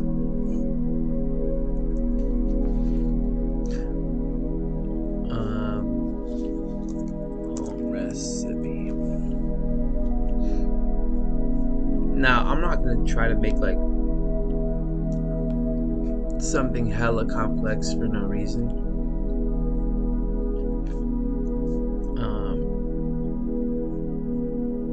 Oh, there you go. Cheese and grapes.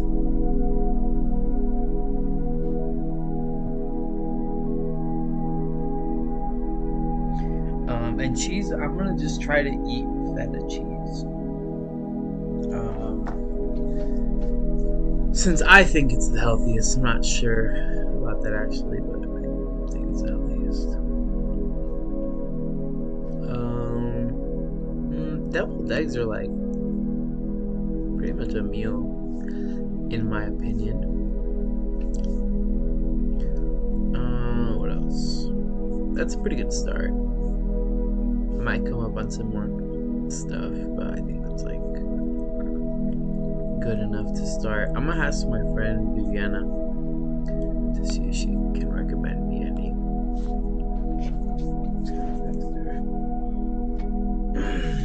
Now, hey homie,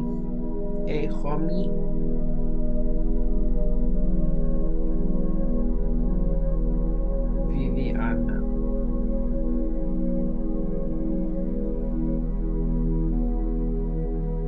Yo, do you know any yummy savory snacks I can make? Question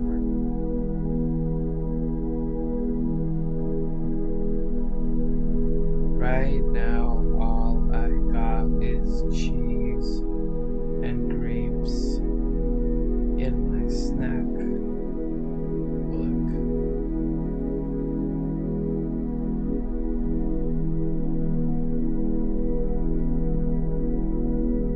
Thank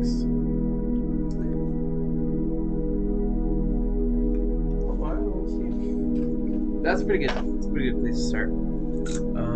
Find new recipes. Another value.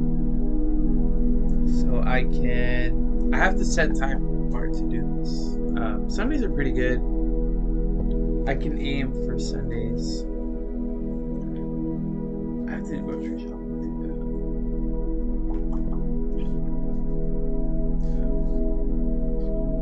Okay, so tomorrow, I know Mondays are usually my busiest day.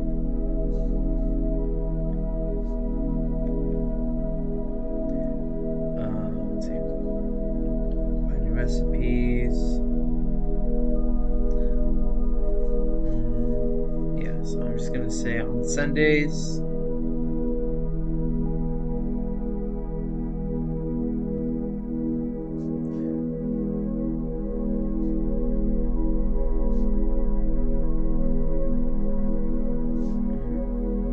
Or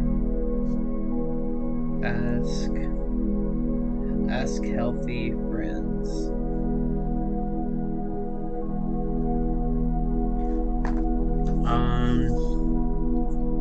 Or I can ask Giselle.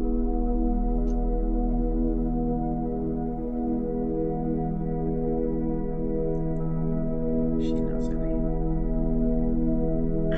Savory snacks. You know what? Let's make this a Facebook post. Friends. Let's just see what people say. Like, I don't know. Hey, friends, looking to make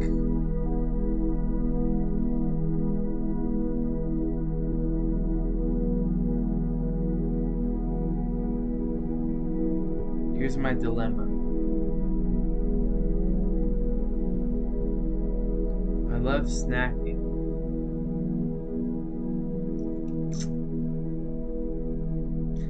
And have stopped by them at the store.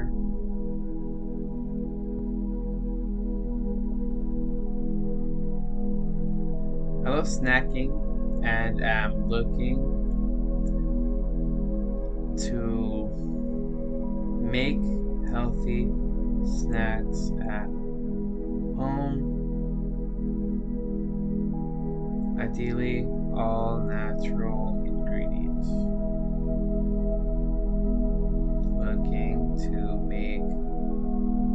Looking for savory snacks.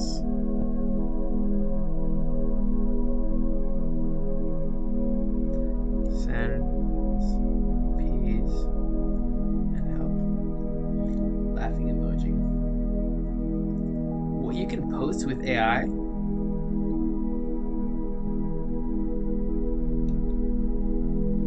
What the fuck? Alright, anyway, yeah. Share, it's not that deep. Now, hopefully, people respond to the share.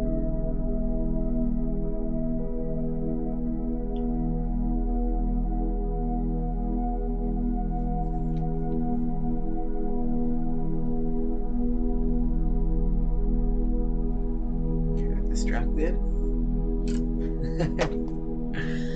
That's how you know the algorithm's fucking working.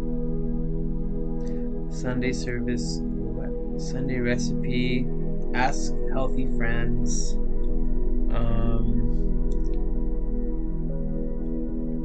Oh, and then Tim's cookbooks. Okay, cool. 11:12. I gotta sleep soon. Set time to cook bulk.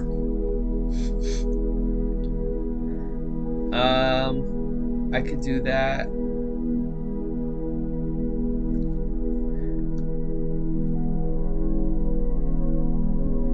Okay, if I have to commit to something, maybe Sundays also. Sunday stew. So I've been making like a the Allison Roman fucking stew, and this shit is delicious. So I'm gonna just include that. Set time to cook bulk. Sunday stew. What else? That stew usually runs out like midweek though. Thursday. Doing like about 6 servings. Hard-boiled eggs. It's a pretty good one.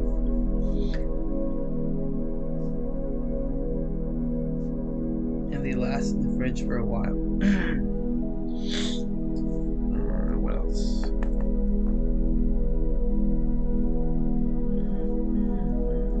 Actually, I might just do that. That's crazy. Hard-boiled eggs. Sunday stew, hard-boiled eggs. Allison Roman, or the new one I made, the feta cream cheese one. That one's crazy.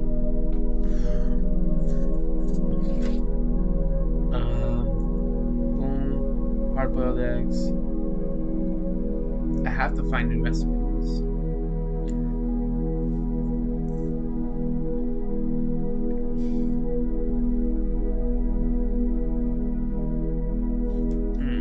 I mean, I make smoothies in the breakfast. I think that's good for now.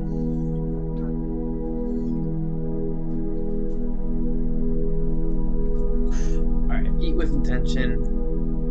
Boom. Next category is spirituality. I think spirituality is important for finding purpose.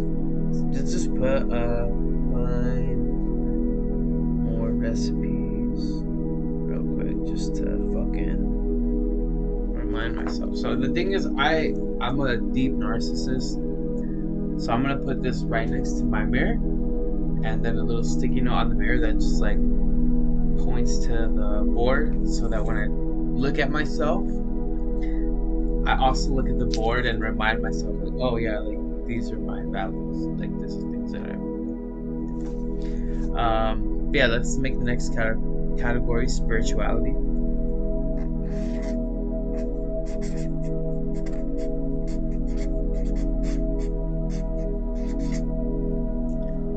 Wow, I'm just thinking like the scope of this project is actually bigger than I imagined.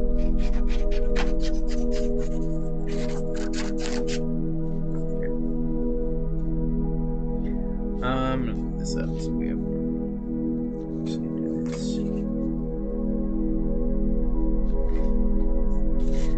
I need to change my life. Not because anything's wrong, in the sense that I'm like dying, but more in the sense that I want to just build a quality life, and I'm getting there. I feel like I am. But yeah, there's always room for improvement. There's room for improvement. Okay, so spirituality. What is my spirituality right now? I don't believe in shit. I used to be a in-depth Catholic, but that kind of long time.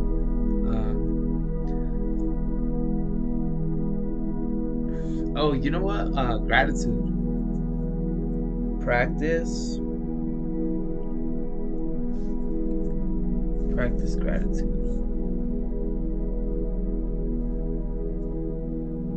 And then let's make that practice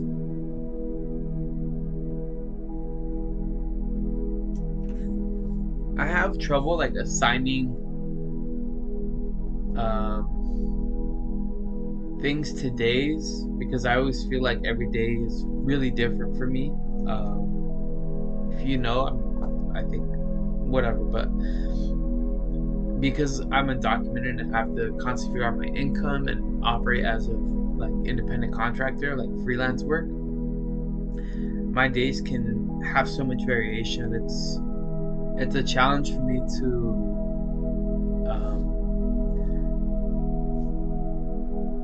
feel like that consistency, and yeah, because of the way things fluctuate so much in my life. And yeah, anyway, I want to build that consistency. That's part of the spirituality. Sticking to a routine, not necessarily out of the sake of sticking to a routine, but more to practice consistency. So that's actually a value that I have, and I think consistency is in line with spirituality. Ultimately, spirituality, I want it to be a practice, not necessarily like a belief, if that makes sense. So yeah, practice gratitude. I think I want to allocate, like, Mondays I'm really focused, Tuesdays, Wednesdays. I think Wednesday could be a good day, like a midday check-in.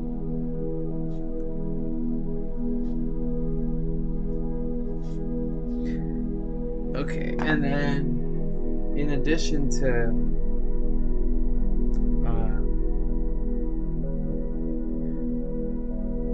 just saying Wednesday, I'm gonna like throw it in my calendar and just try to create a reminder out of it. So what we're gonna do is go to Wednesday,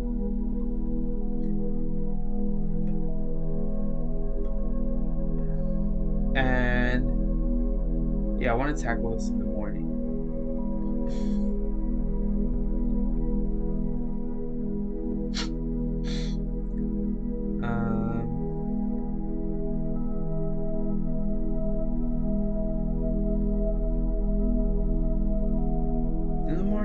No, at night. Let's do it at night, like before I sleep. Gratitude list. No, I'm just gonna call it gratitude check-in. And then we're gonna make this reminder. We're gonna set the reminder 1 hour before. Default color. Let's make it like a nice basil.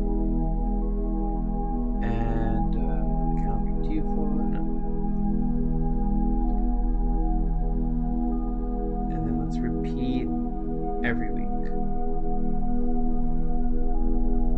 Okay. Right now I have like a rotation of notifications. Okay, this looks good. Save. And yep, it should be there every Wednesday now.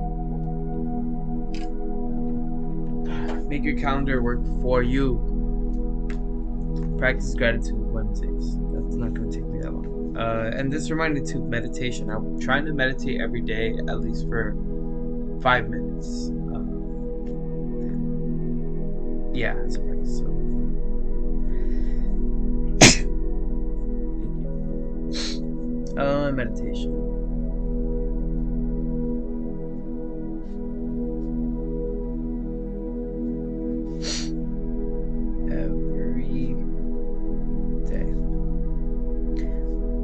Okay.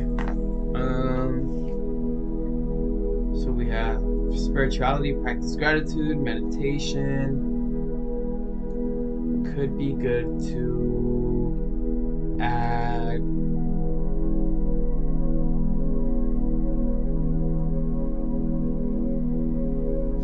what else is part of our spirituality? Community? No, I think spirituality is more personal for me.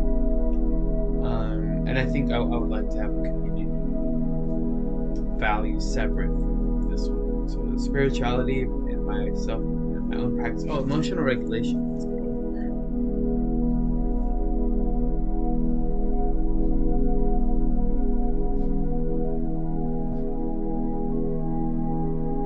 Emotional regulation is great. Is a great practice to help like people fight addiction. I've noticed how it's helpful in my life, like moments in my life where I'm not really fighting something or an urge or impulse. If we don't make time to emotionally regulate, then it's buried in the subconscious. This is the way I see it, but it's buried in the subconscious, and that emotion still exists there, negative emotion, and the body still needs to regulate it. And the problem is now, instead of regulating it in a way that's releasing, it will, when you have a moment of pause and your brain starts to think, when you're not scrolling and your brain starts to think again, then you'll want to get away from that negative feeling, and you'll fall back on that thing that you regulate with which is sometimes addiction. The scrolling could be the addiction, sugar, like porn, what else? Smoking, like whatever. Yeah. So emotional regulation, which looks like, I think, journaling, walks, 1 hour, like, yeah, 1 hour.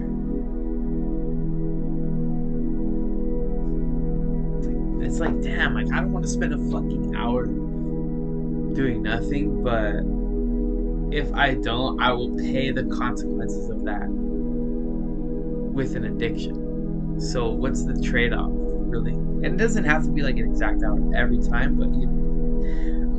Okay, yeah, so emotional regulation, journaling, walks, 1 hour. When do I want to walk? I find that walking in the morning is one of the best ways to start my day.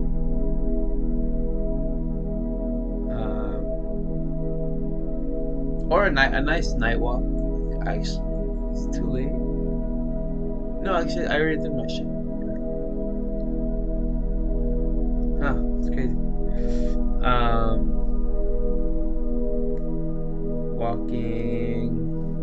So yeah, let's aim for the morning. Fuck, that's another thing too. Like, I fucking hate. I don't hate, but like, it's hard for me to get up, like, wake up.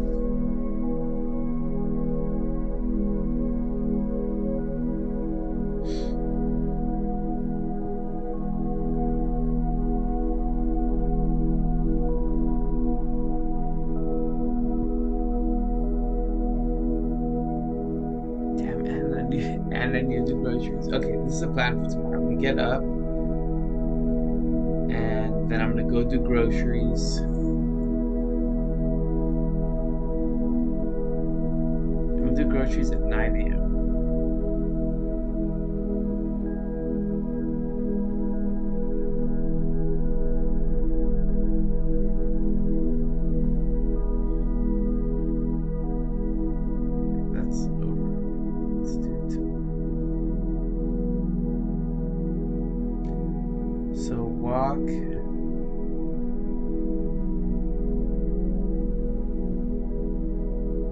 Morning walk. Let's say we can do it at 9 a.m. Typically 9 a.m. 9:15, because I have to have breakfast before.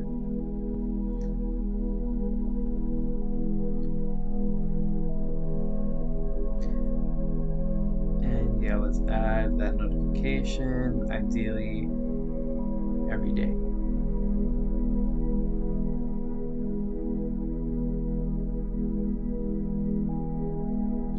I gotta change the color of that shit.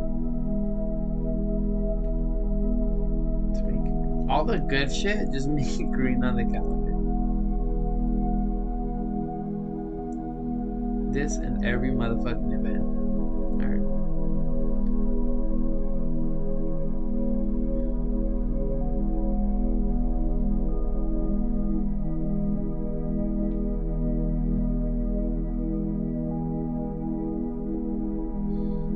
Cool. journaling, walks. Journaling, I think that could be like a once a week thing. Like Sundays too.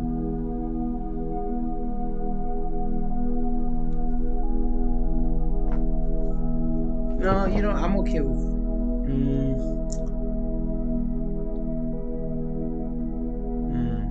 There isn't always like something to regulate either.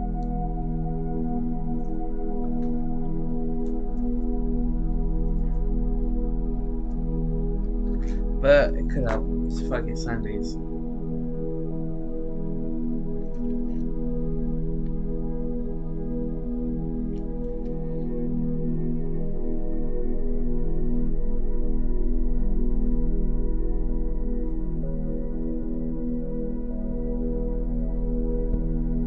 Sunday night. Sunday fucking night.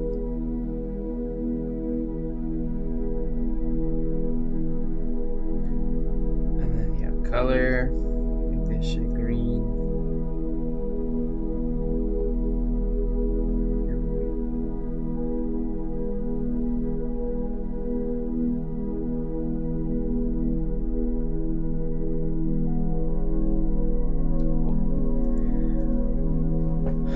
Okay. It's also getting late.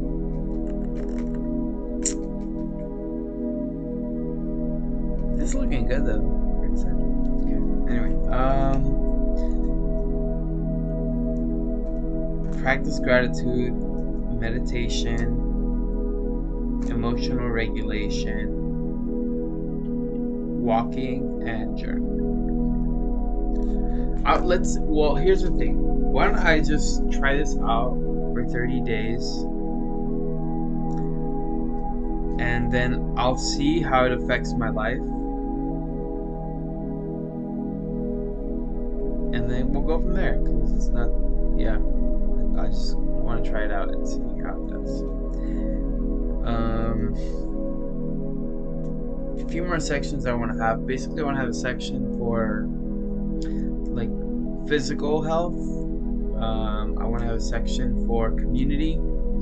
I want to have a section for finances, and I want to have a section for like fun events, shit like that. I'm gonna do one more thing for spirituality, and then I'm gonna call it. Spirituality. What else could I do?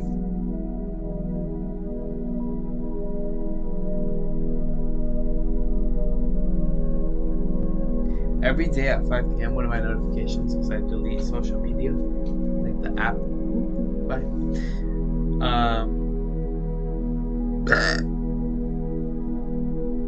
I delete the app, and I'm not like hella strict with it too. Like, I'll still be going on it in Safari, but I'll tell you one thing: it's a whole lot harder to scroll when you have to hit play on every single video and turn the sound on, and sometimes it doesn't like load, than it is to have that automated for me on the app. So I find that I don't actually spend as much time, if any at all, because of that, like Safari or whatever. That's something I would recommend if you want to try something different. If you like are doom scroller like me, then But cool. Okay, so practice gratitude, meditation, emotional regulation.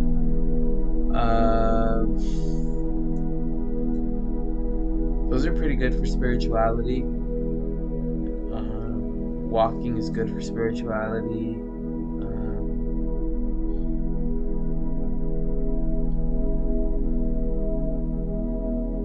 I would even say like learning. Not the whole scope of it, but like listening to books or podcasts.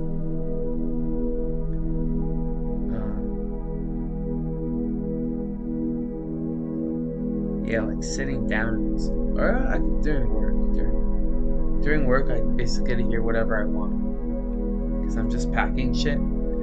So those are usually good opportunities for me to like learn more about the shit that I want to learn about. But, all right, this is a good stopping point. Continue next time. It's looking pretty good though. And there's like, you can't see it at all, but there's hella text right there. These things. All right, we'll see how it goes tomorrow when I work on the subtle more. Bye, and thanks for joining me. Have a great fucking week.